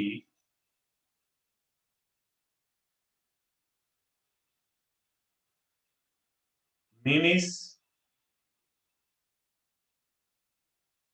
හැසිරීම අධ්‍යයනය කිරීම. මෙන්න ආර්ථික විද්‍යාව. තමයි ආර්ථික විද්‍යාව කිව්වහම මේක මේ අතීතයේ ඉඳගෙන පැවතෙන විෂයක්. හරියට අර ඉතිහාසය වගේ. එතකොට මේ ඉතිහාසයේ නිර්වචන ගොඩාක් තියෙනවා වගේ ආර්ථික විද්‍යාවට නිර්වචන ගොඩාක් තියෙනවා. හැබැයි අර නූතන ආර්ථික විද්‍යා නිර්වචනයේ විදිහට අපි අදහස් කරන්නේ මේ වර්තමානයේ ආර්ථික විද්‍යාව පිළිබඳ පුළුල් අදහසක් දෙන නිර්වචනයේ විදිහට අපි පාවිච්චි කරන්නේ මේ. මේකට ඒ නිසා මොඩර්න් ඉකොනොමික් ඩෙෆිනිෂන් කියලා කියන්නත් පුළුවන්. මේ ළමයි ඉංග්‍රීසි තේරුමත් මෙතන දාලා තියෙනවා. මේක දාන්න හේතුව තමයි ළමයි මගේ ටියුට්ස් වල හැමතැනම ගොඩාක් වෙලාවට නිර්වචනයට එහා පැත්තේ ඉංග්‍රීසියෙන් නිර්වචනය කරලා තියෙනවා. ඒකට හේතුව ඔයා A level වලින් පස්සේ ළමයි විශ්වවිද්‍යාලයකට යන්න පුළුවන්. ප්‍රොෆෙෂනල් එක්සෑම් එකකට යන්න පුළුවන්. ගොඩාක් වෙලාවට මේ දේවල් තියෙන්නේ සිංහලෙන් නෙවෙයි ඉංග්‍රීසි වලින්. එතකොට මේ සබ්ජෙක්ට් ඩිග්‍රී එකක් කරත් ප්‍රොෆෙෂනල් එක්සෑම් එකක් කරත් මොකක් කරත් ආර්ථික විද්‍යාව කියන විෂය වලට හම්බ වෙනවා. එතකොට අර ඔයා යම් දැකලා හරි යම් දෙයක් තිබ්බොත් මේ නිර්වචනය මෙන්න මේ වචන ටික තමයි තියෙන්නේ කියන එක ඔයාට යම් පහසුවක් වෙයි. නැත්නම් ළමයි ගොඩාක් අමාරු වෙනවා. අර ඉංග්‍රීසි වර්ඩ් ඔයා දැකලා නැහැ ගොඩාක් වෙලාවට ගොඩාක් අලුත් ඔයාට මේ වචන මම උගන්වද්දිත් ඒක නිසා ඉංග්‍රීසි වචන පාවිච්චි කරනවා. ඒ ඔයාගේ පසු ප්‍රයෝජනීය සඳහා. හරිද මේ ප්‍රොඩක්ෂන්, ඩිස්ට්‍රිබියුෂන්, කන්සම්ප්ෂන්. නිෂ්පාදනයේ බෙදා හැරීම පරිභෝජනය. ඒ හරහා මිනිස්සු හැසිරෙන ආකාරය තමයි මේ අපි කතා කරන්නේ. තේරුණාද? හරි. එහෙනම් ළමයි නිර්වචනේ ලියලා ඉවරයි අපි. මේ මම ලියුවේ නූතන ආර්ථික විද්‍යා නිර්වචනේ. මේක කිව්වට ළමයි විවිධ ආර්ථික විද්‍යාඥයෝත් විවිධ නිර්වචන ඉදිරිපත් කරලා තියෙනවා. මේ ඇල්ෆර්ඩ් මාර්ෂල් සාමාන්‍ය මිනිසා එදිනෙදා සාමාන්‍ය ජීවන කටයුතු වලදී ක්‍රියා කරන ආකාරය සහ ද්‍රව්‍යාත්මක සුබ සාධනය සඳහා අවශ්‍ය කරන භෞතික ගුණ. අර මං කිව්ව අවශ්‍යතාව වෙනුවට වමනාක් කියනවා. සපුරා ගැනීමේදී පුද්ගලයන් හා සමාජයේ ක්‍රියා කරන විෂය. අර අපි කියපු අදහස මේකෙත් තියෙනවා. ලයනල් රොබින්සන් විකල්ප භාවිත සහිත හිඟ සම්පත් හා උවමනා අතර පවතින සම්බන්ධතාවයේදී මිනිස් හැසිරීම අධ්‍යයනය කරන විද්‍යාව. ඒත් අපි කියපු අදහස තියෙනවා. මේ ආර්ථික විද්‍යාව ඉගෙන ගන්න මෙන්න මේ දේවල් ගැන. පෝල් සැමුවෙල්සන් සමාජයේ විසින් ඵලදායී භාණ්ඩ නිෂ්පාදනය කිරීම සඳහා හිඟ සම්පත් භාවිතා කරනු ලබන්නේ කෙසේද? එලෙස නිෂ්පාදනය කරන ලබන භාණ්ඩ හා සේවා සමාජයේ විවිධ පුද්ගලයන් අතර බෙදා හඳුනු ලබන්නේ කෙසේද යන්න අධ්‍යයනය කරනු ලබන විෂයක්. ඒත් අපි කියපු අදහස තියෙනවා. මෙන්න මේ ජෝන් මෙනාඩ් කෙන්ස් කියන පුද්ගලයා විතරක් මේ නිර්වචන ඉදිරිපත් කරලා තියෙන විදිය පුංචි වෙනසක් තියෙනවා තමයි. මොකක්ද වෙනස? මේ ඉදිරිපත් කරලා තියෙන ආර්ථික විද්‍යාවෙන් ඉගෙන ගන්න විෂය ගැන නෙවෙයි. ඒක ඉගෙන ගන්න ක්‍රමය. හරිද? ඒක නිසා මේකටම අපි කියනවා මේක මේ ආර්ථික විද්‍යා ක්‍රමවේදය පදනම් නිර්වචනය. මේක අපි ඉගෙන ගන්න ළමයි සබ්ජෙක්ට් එක අර මිනිස්සුන්ගේ හැසිරීම පිළිබඳ අධ්‍යයනය කරන්නේ නිරීක්ෂණය කරලා ඒ හරහා නිගමන වලට එළඹිලා එහෙම. ඉතින් අර ඒ ක්‍රමයෙන් අපිට කියනවා කිසියම් දර්ශනයක් හෝ මතවාදයක් හෝ නොව නිවැරදි නිගමන කරා එළඹීමට මනසට ආධාරකයක් සපයන මෙවලම් කට්ටලේ. අර ඒ ක්‍රමවේදය අනුව අපි මිනිස්සුන්ගේ හැසිරීම අධ්‍යයනය කරාම මේක අර මිනිස්සුන්ගේ දර්ශනයක්වත් මතවාදයක් නෙවෙයි නිවැරදි තීරණ ගන්න මිනිස්සුන්ව හුරු කරන යම් කිසි ආධාරකයක්. එහෙම කියන්න. කියවන්න ළමයි නිර්වචන 4. තියෙනවනේ. නිර්වචන 4 කියවන්න.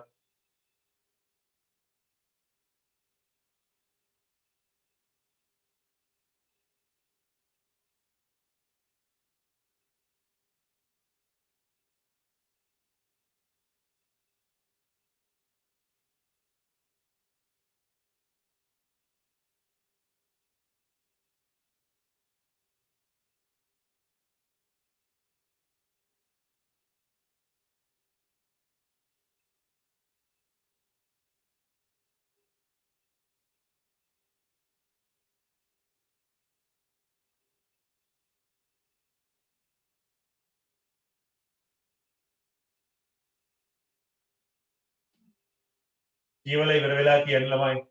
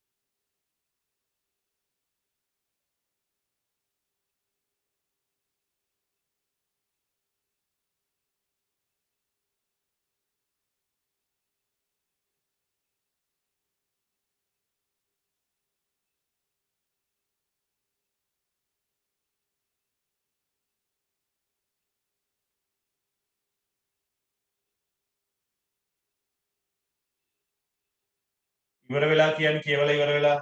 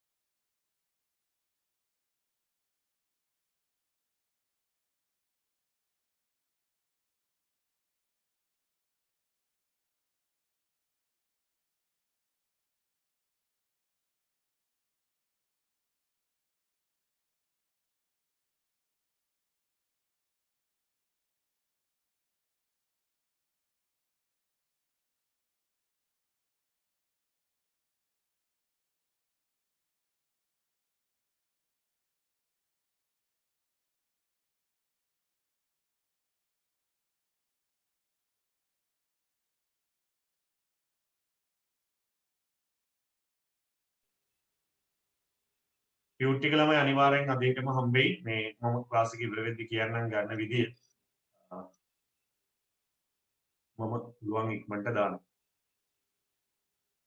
ඔන්ලයින් අයට ළමයි රෙජිස්ට්‍රේෂන් ෆී එකක් තියෙනවා වෙනම රුපියල් 500ක ඒකට ෆී එකත් එක්ක මුල් මාසේ 2500ක් වෙනවා අනිත් අයට නම් ආයතනයේට ඔන්ලයින් රෙජිස්ට්‍රේෂන් ෆී එක ගෙවන්න තියෙන්නේ මේ ෆී එක ආයතනයේට ගෙවන්න තියෙන්නේ ඔන්ලයින් අයට තමයි අර විදියට තියෙන්නේ මම විස්තර දාන්නම් ඔයාලට ඒක දාපු ගමන් ඔයාලට ටිප්ස් ටික ප්‍රිය කරනවා හරි මේ බලන්න ආර්ථික විද්‍යාවේ ආරම්භය ආර්ථික විද්‍යාව පටන් ගන්න තියෙන විදිය මේ නෝට් එක කියවන්න මම පැහැදිලි කරන්නම් ඊට පස්සේ විනාඩියක් කියවන්න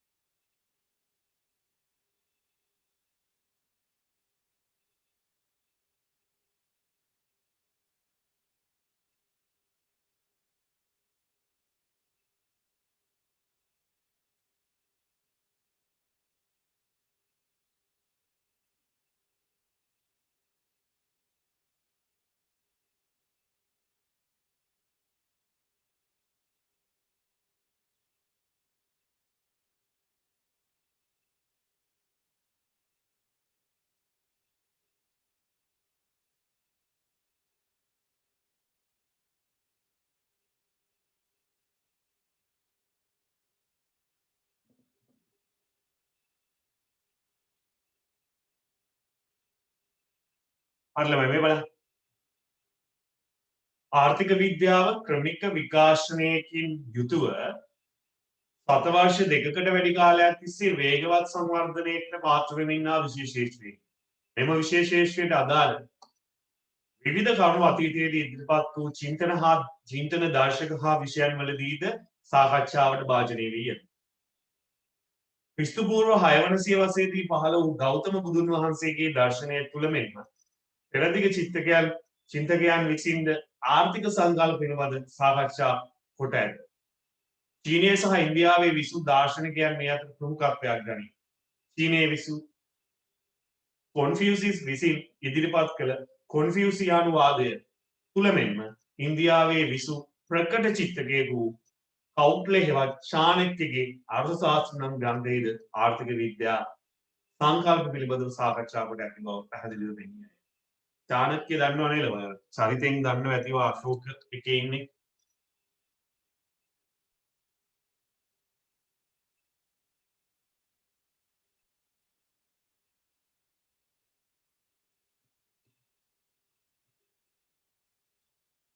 මේ තමයි ඇත්ත කෙනා.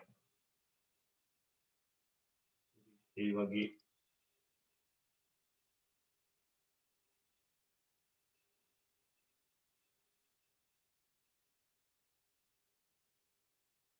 මේ තියෙන ඔය කියන එක අර්ථ ශාස්ත්‍රය.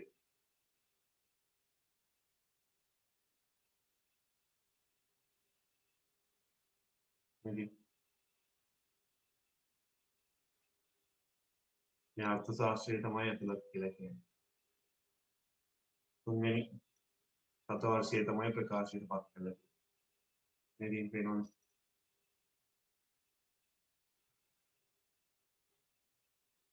Grammarly does more than catch errors. With Grammarly, you can find really good, no, perfect words that make your writing sharp.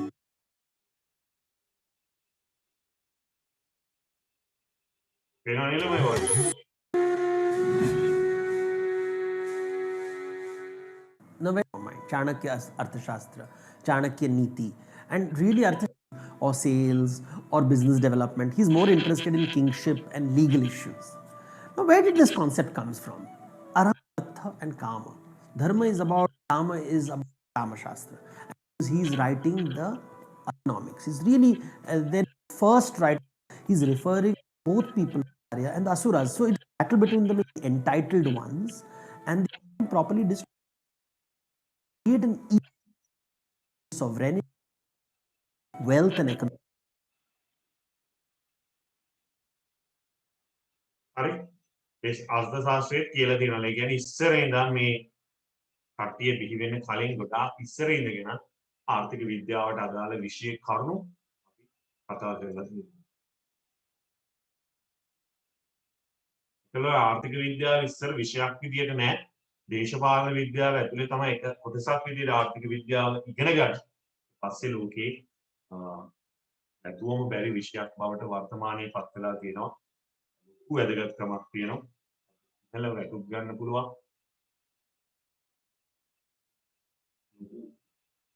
ප්‍රයෝජනයක් තියෙන සබ්ජෙක්ට් එකක් වෙලා තියෙනවා. රාජ්‍ය පාලනයක, ව්‍යාපාර වලට, සාමාන්‍ය පුද්ගලයෙක් විදියට. හරි.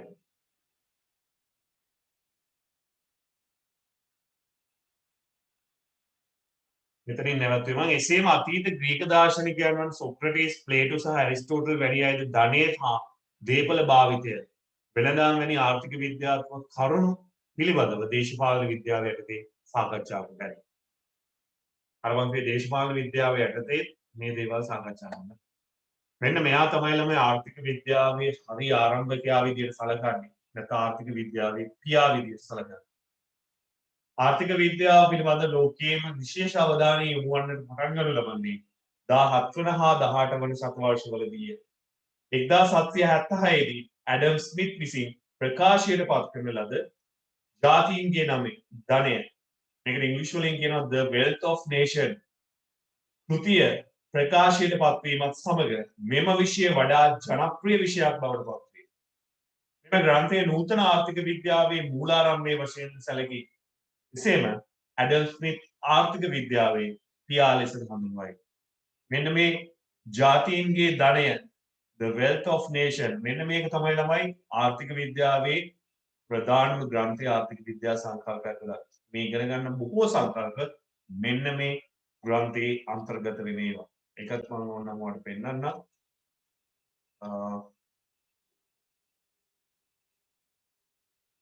PDF එකක් තියෙනවා කියවන්න තමයි අමාරු වුණා. බලන්න නම් ලොකු පොතක්.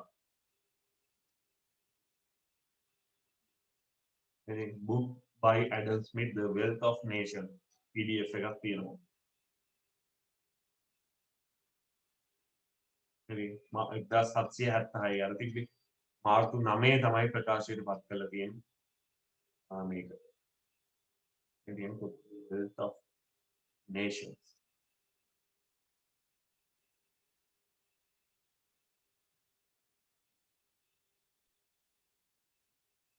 හරි. ඒ කොටසින් පස්සේ ළමයි අපි මූලික කොටස් ටික කතා කරා. මේ ආරම්භයේ කතා කරා, ඊට පස්සේ ආර්ථික විද්‍යාව නිර්වචන කතා කරා, නූතන ආර්ථික විද්‍යාව නිර්වචනය කතා කරා. මේක පොඩ්ඩක් බලමු. පොයින්ට් කීපයක් තියෙනවා. මිනිසුන්ගේ සමාජයේ පවතින සීමිත සම්පත් යොදාගෙන භෞතික අවශ්‍යතා හා උවමනා ඉටු කර ගැනීමට සිදු කරන ක්‍රියාකාරකම් හා හැසිරීම ආර්ථික හැසිරීම ලෙස හැඳින්වේ. භාණ්ඩ හා සේවා නිෂ්පාදනය, බෙදා හැරීම හා පරිභෝජනය. සමාජයේ මිනිසුන්ගේ විවිධ හැසිරීම් පවතින අතර ඔවුන්ගේ ආර්ථික හැසිරීම් පිළිබඳ අධ්‍යයනයේ ආර්ථික විද්‍යාව තුළින් සිදු කරයි. විවිධ හැසිරීම් තියෙනවා මිනිස්සුන්ගේ. හැබැයි ආර්ථිකයක් තුළ නිෂ්පාදනය කරද්දී, බෙදා හරිද්දී, පරිභෝජනය කරද්දී මිනිස්සු හැසිරෙන ආකාරය තමයි ආර්ථික විද්‍යාව කියන විෂයෙන් අපි අධ්‍යයනය කරන්නේ. මෙතන ආර්ථික විද්‍යාවේදී අවධානයට ලක්වන ආර්ථික පැතිකඩ යන්නේ අදහස් වන්නේ භාණ්ඩ හා සේවා නිෂ්පාදනය, හුවමාරුව පරිභෝජනය හා සම්බන්ධ මිනිස් හැසිරීම. හුවමාරුව කියලා මෙතන අදහස් කරලා තියෙන්නේ බෙදා හැරීමයි. භාණ්ඩ හා සේවා අත්පත් කර ගැනීමට මිනිසුන් තුළ ඇති අසීමිත ආශාවන් සහ ඊට සාපේක්ෂව එම භාණ්ඩ හා සේවා නිපදවීමට අවශ්‍ය සම්පත් ප්‍රමාණයේ සීමිත බව අතර ගැටුම සමතයකට පත් කර ගැනීමට මිනිසුන් කටයුතු කරන ආකාරය ආර්ථික විද්‍යාවෙන් අධ්‍යයනය කෙරේ. මම අර ඔයාලට කිව්වා මතකයිද? අපි මේ හැමෝම ළමයි උත්සාහ කරන්නේ අපේ අවශ්‍යතා ටික උපරිම ආකාරයට පියවද. මේ ඒක තමයි අපි ජීවිතය කියලා මේ ගැට ගහ ගන්න උත්සාහ කරන්නේ. අපේ හොඳින්ම අපේ අවශ්‍යතා සපුරගන්නේ කවුද? අවශ්‍යතාවයේ අන්න ඒ දේ අනුව තමයි අපි මේ හැම දෙයක්ම කරන්නේ. අපි කැමති අපේ අවශ්‍යතා උපරිම ආකාරයෙන් තෘප්තිමත් කරගන්න.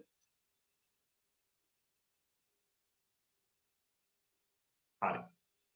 ඒ කොටස් ටික එතනින් ඉවරයි.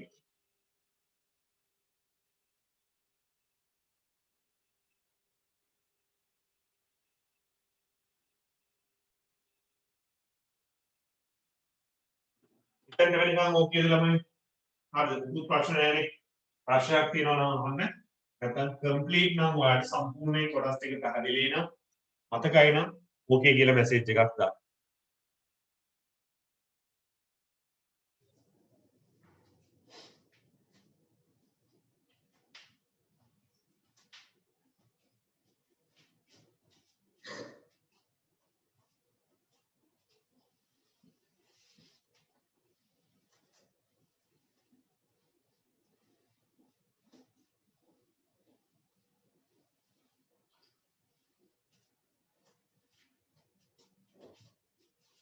හරි එහෙනම් පුංචි concept එකක් තියෙනවා ඒක කතා කරාම අපිට අද දවසේ වැඩ ටික ඉවර කරන්න පුළුවන් මේක ආරක වගේම හරියට අහන් ඉන්න කිසි දෙයකට බය වෙන්න එපා මේක අමාරු නෑ කියන්නේ හරියට ඉගෙන ගන්න දැන් නිකන් හිතන්න මම පළවෙනි දවසේම ඔයාලට කියන්නේ ඉගෙන ගන්න පළවෙනි දවසේම ඔයා මේ හිතන්න මම උගන්වද්දි ඔයාලට එනවා හරි ඇවිල්ලා මම ඔයාලට කියන ළමයි පළවෙනි ඉගෙන ගන්න තියෙන ආර්ථික විද්‍යා නිර්වචනේ කියලා මම එහෙම කියාගෙන යනවා. ඒකට ඡේදයක් විතර එනවා. අර නිර්වචනය එක්කන් ඡේදයක් විතර එනවා. ඊට පස්සේ හරි සර් කිව්වා මේකේ මෙහෙම වාඩි කරගෙන try කරනවා. කවදාවත් මතක හිටියේද? නෑ ළමයි. මතක හිටින්නේ නෑ. අර ඔයා දැක්කද මම කියලා දීපු විදිහ මම මුලින්ම ළමයි මේකේ තියෙන concept ටික ඔයාලට පැහැදිලි කරා. වටපිටාව පැහැදිලි කරා. ඊට පස්සේ මම ඔයාට උගන්වලා ඔයාට පොඩ්ඩක් මතකෙට දාලා ඔයාගේ හරමම ගත්තා මේවා. අපි ජීවත් වෙන සමාජයේ සීමිත සම්පත් තියෙන්නේ. අපි try කරන්නේ භෞතික අවශ්‍යතා සපුරගන්න. එතකොට ඊට පස්සේ ඔයාට ලේසියෙන් මතක හිටින්නේ ඒකයි. ඒක ඔයා දන්නවනේ මේ හැම එකක්ම අවබෝධයෙන් පාඩම් කරන්නේ. ඉතින් සබ්ජෙක්ට් එක ඉගෙන ගන්නවා කියන්නේ ඕක. දැන් ඔයා සමහර වෙලාවට එළිය අහලා ඇති ආර්ථික විද්‍යාව අමාරුයි කියලා. අමාරුයි ටෙක්නික් එක ඒ විදිහට ක්‍රියාත්මක වෙන්නේ. දැන් වෙලාවල අපේ දැන් ගියේ පාර බැච් එකේ මම වඩ පළවෙනි දවසේ රිසර්ච් පෙන්නුවේ. අර මේ ටෙක්නික් එකට ඉගෙන ගත්තාම හරි ලේසි. දැන් 2021 අය කෙනෙක්ගෙන් අක්ක කෙනෙක්ගෙන් හරි ඇහුවත් ආර්ථික විද්‍යාව නිර්වචනය කරන්න කියලා පුළුවන්. ඔයා දැන් අඳුන කෙනෙක්ගෙන් අහන්න ආර්ථික විද්‍යාව නිර්වචනය කරන්න කියයිද කියලා බලන්න. කියන්න බෑ. ඇයි ආරම්භ නෙමෙයි ඉගෙන ගන්න.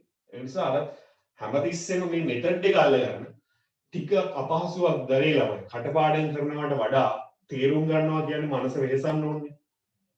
කටපාඩම් කරන්න පුළුවන්. මේ අවබෝධයක් ඕනේ නෑ දුන්න. ඒක හුරු කරලා අර රිද්ම් එක අනුව කියවලා පාඩම් කරගන්න පුළුවන්. හැබැයි පොඩ්ඩි හරි එක වචනයක් මිස් වුණොත් ඉවරයි. එතනින් එහාට එන්නේ. අර යමක් කිලලා තියෙදි පරිස්සමෙන් ඇදලා ගන්නවා වගේ දෙයක් නේ කරන්නේ. අවබෝධයෙන් ඉගෙන ගත්තාම එහෙම අවුලක් නැහැ. තේරුම් ගන්න ඉගෙන ගන්න. මතක් කරලා ගන්න පුළුවන්. අමතක වුණා. ඒක නිසා හැමතිස්සෙම එහෙම ඉගෙන ගන්න try කරන්න අර කටපාඩම් ක්‍රමයට යන්න එපා. එතකොට ඔයාලට නිකම්ම සබ්ජෙක්ට් එක මේක අමාරු සබ්ජෙක්ට් එකක් වෙයි. මේකේ ලේසි අමාරු කියන ටෙක්නික් එක අනුව තමයි ඒක තීරණය වෙලා තියෙන්නේ. වැරදි විදියට මේක පාඩම් කරගන්න ගියොත් ඉගෙන ගන්න ගියොත් මේ සබ්ජෙක්ට් එක අමාරුයි. හරි. ආර්ථික විද්‍යාව කියන්නේ සයන්ස් එකක් නෙලා මේ වචනයක් තියෙනවා අන්තිමට විද්‍යාවක් කියලා. මේක සයන්ස් එකක්. දැන් මේ ආර්ථික විද්‍යාව කියන එක විද්‍යාවක්නේ. ඒ නිසා මම මේ පොඩ්ඩක් විද්‍යාව ගැන කතා කරමු. සාමාන්‍ය ළමයි විෂයකට විද්‍යාවක් කියලා කියන්නේ සයන්ස් එකක් කියලා කියන්නේ ඒක හදාරන ක්‍රමවේදයක්. මේ යම්කිසි විෂයක් නිරීක්ෂණ කරලා නැත්නම් අපිට කියන්න පුළුවන් පරීක්ෂණ කරලා ඒ හරහා නිගමන වලට එළඹෙන ක්‍රමවේදයක් නම් අනුගමනය කරන්නේ අධ්‍යයනය කරන්නේ ඒකට අපි කියනවා විද්‍යාවක් කියලා. මේ ක්‍රමවේදය කියනවා විද්‍යාත්මක ක්‍රමවේදය.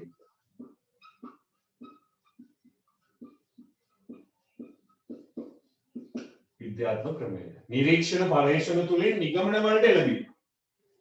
නිරීක්ෂණ පරීක්ෂණ තුලින් නිගමන වලට එළඹීම. මේක ඔයා හිතලා බලන්න ඔයා දන්න විද්‍යාව.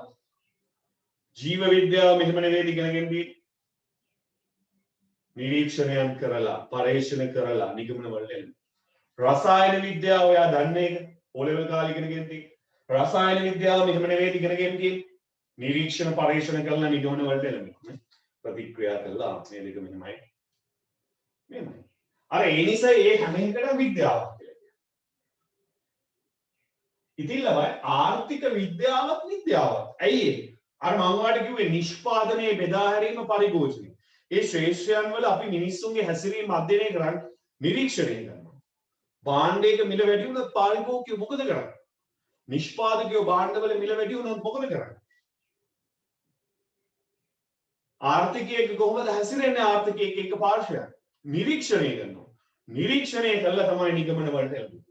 ඉතින් ආර්ථික විද්‍යාව මේ කියන විද්‍යාත්මක ක්‍රමවේදයට අධ්‍යයනය කරන නිසා ආර්ථික විද්‍යාව කියන්නේ විද්‍යාව.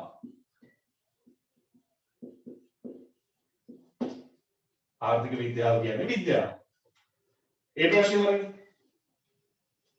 පරීක්ෂණ නිරීක්ෂණ වලින් නිගමන වලට එළඹෙනවා නම් ඒක විද්‍යාත්මක ක්‍රමවේදය. ඒ ක්‍රමවේදයට හදාරන විෂයක් නම් ඒක විද්‍යාව. ඒක හරියි. ඊට පස්සේ ළමයි මම ඔයාලට කියලා දෙනවා මේ කියන විද්‍යාවන් තියෙනවා ලෝකේ. ඒ කියන්නේ අර නිරීක්ෂණ පරීක්ෂණ හරහා නිගමන වලට එළඹෙන ක්‍රමවේදය හරහා අධ්‍යයනය කරන විෂය. ඔය විද්‍යාවන් ಜಾති දෙකකට බෙදන්න පුළුවන්. එකක් ස්වභාවික විද්‍යාවන්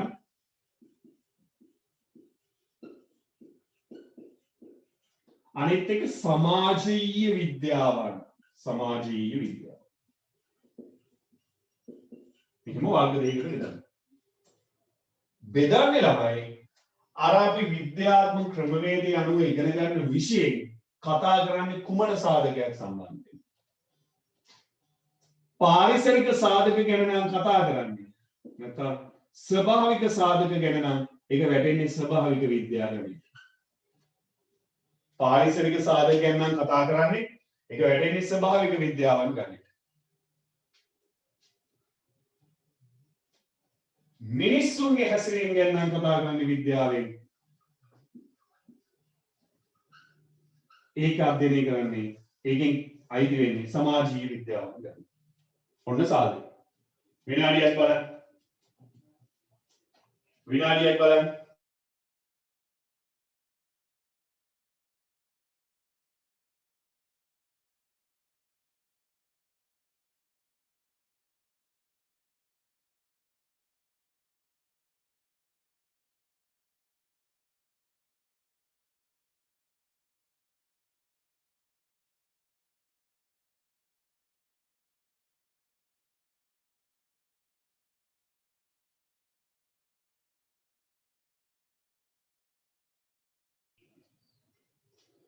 හරි මේ ක්‍රමවේදයට හදාරන විෂයන් වලට විද්‍යාවන් කිව්වා.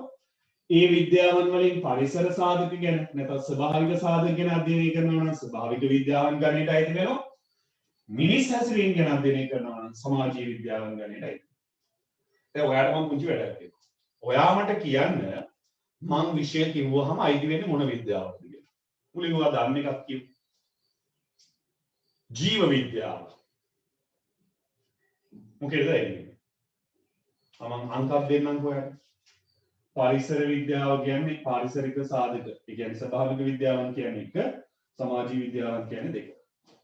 ජීව විද්‍යාවයි කියන්නේ එකටත් දෙකටද? ජීව විද්‍යාව.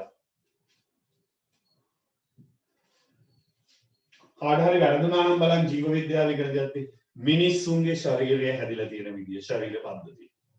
ගස් වැල් නේ ඒවනේ තියෙන්නේ. මේ ශෛල ඒව ගැන ජීව විද්‍යාව ඉගෙන ගන්න.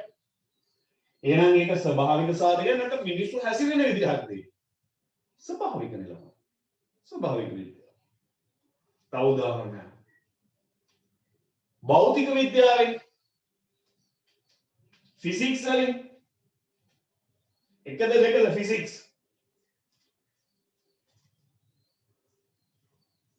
දෙක ෆිසික්ස් මේ භෞතික විද්‍යාව මිනිස්සු හැසිරෙන විදියද මේ ගුරුත්වාකර්ෂණ බලය මේ ප්‍රවේගය එවදී මේ මිනිස්සු හැසිරෙන විදියද ළමයි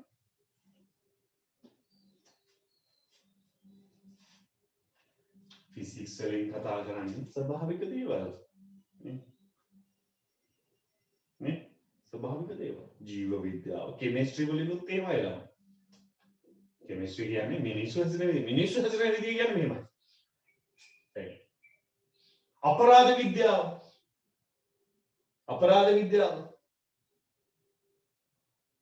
විද්‍යාව අන්න සමාජීය විද්‍යාව කොහොමද අදාළ අපරාධ කරද්දී ඇවිල්ලා ටක් ගාලා මේව කළා ඉංග්‍රීසි අරගෙන කරන් මේවා කළා ඒ සයන්ස් එක නම තමයි අල්ලගන්න පරීක්ෂණ පාඩම.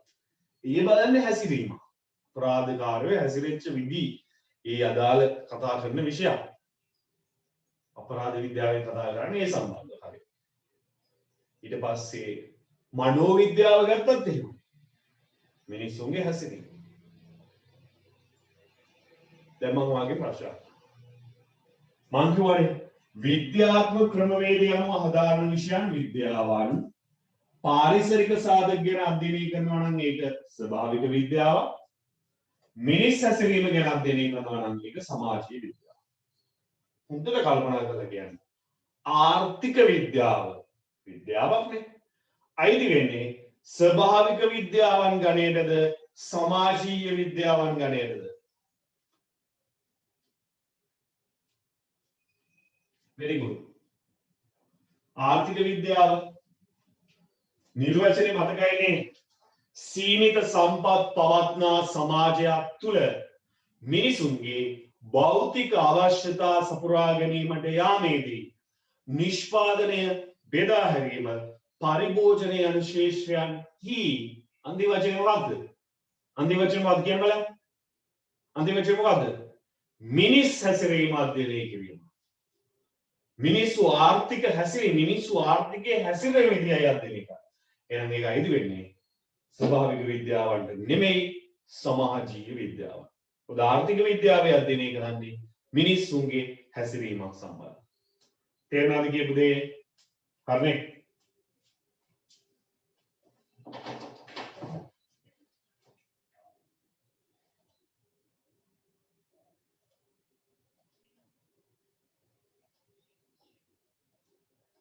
හරි මේක අපි පාඩම් කරගත්තානේ.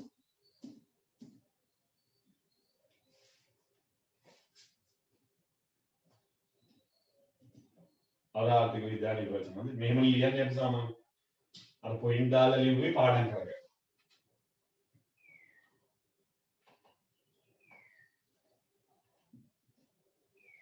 විද්‍යාවන් කොටස් දෙකයි.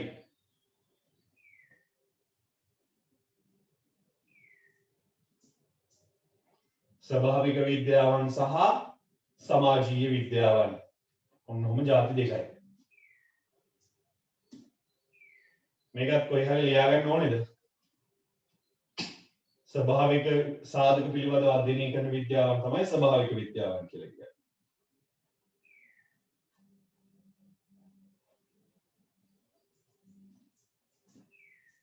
මිනිස් හැසිරීම පිළිබඳ අධ්‍යයනය කරන විද්‍යාවන් තමයි සමාජීය විද්‍යාවන් කියලා කියන්නේ.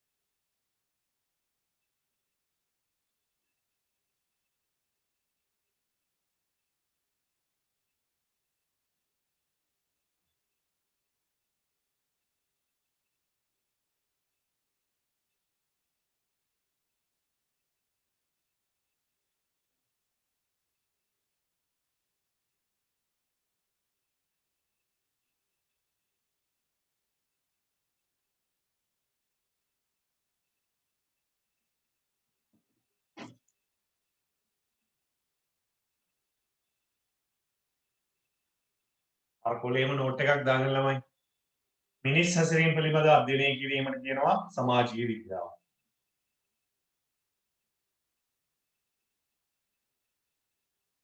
හරි?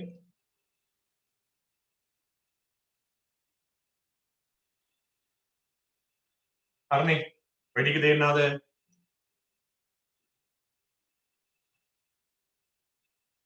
හරි.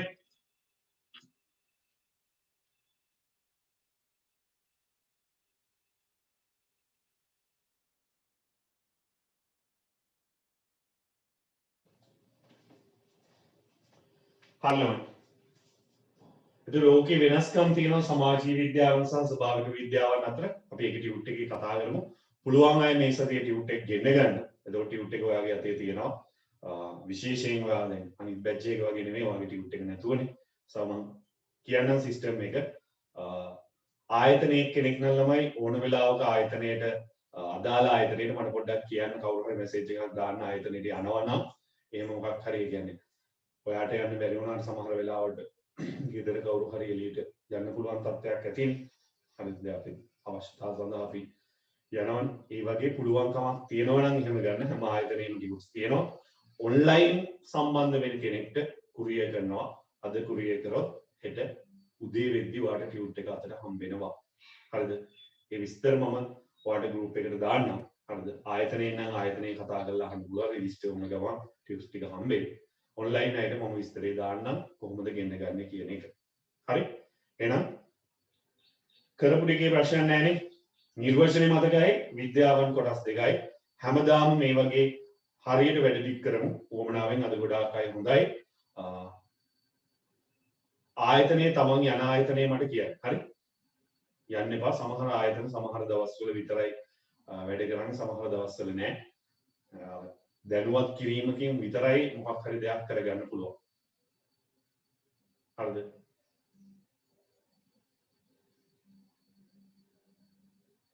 හරි. සෙකන්ඩ් ගෲප් එකේ අයට සෙකන්ඩ් ටියුට් එක 15 වෙනි පස්සේ ගන්න පුළුවන්. 15 වෙනි පස්සේ ගන්න පුළුවන්. හරි? හෙට හෝ අනිද්දා ගන්න පුළුවන්. එහෙනම් හැමෝටම සුබ දවසක්. හරිද? වැඩ ටික හරියට කරන්න. මොකක් හරි ප්‍රශ්නයක් තියෙනවා නම් කන්ටැක්ට් කරන්න. WhatsApp නම්බරේ දාන්න වැඩි මගේ. වැඩ ටික හරියට කරමු. බොහොම පරිස්සමෙන් ගෙදරට වෙලා ඉන්න. එහෙම යන්නේ නැතුව. හරිද? අවශ්‍යතාවයක් තියෙනවා නම් ගෙදර කවුරු හරි යනවා ඇතිනේ එළියට එහෙම යන්න මිසක් ඔයා වැඩි දඟලන්න යන්න එපා. හරි? එහෙනම් හැමෝටම සුබ දවසක්. අපි ලබන සතිය හම්බ වෙමු. සාමාන්‍ය විදියට ඒකට හැම සෙන්සුරාදාම මේ ක්ලාස් එක 9ට තියෙනවා. හරිනේ? හරි.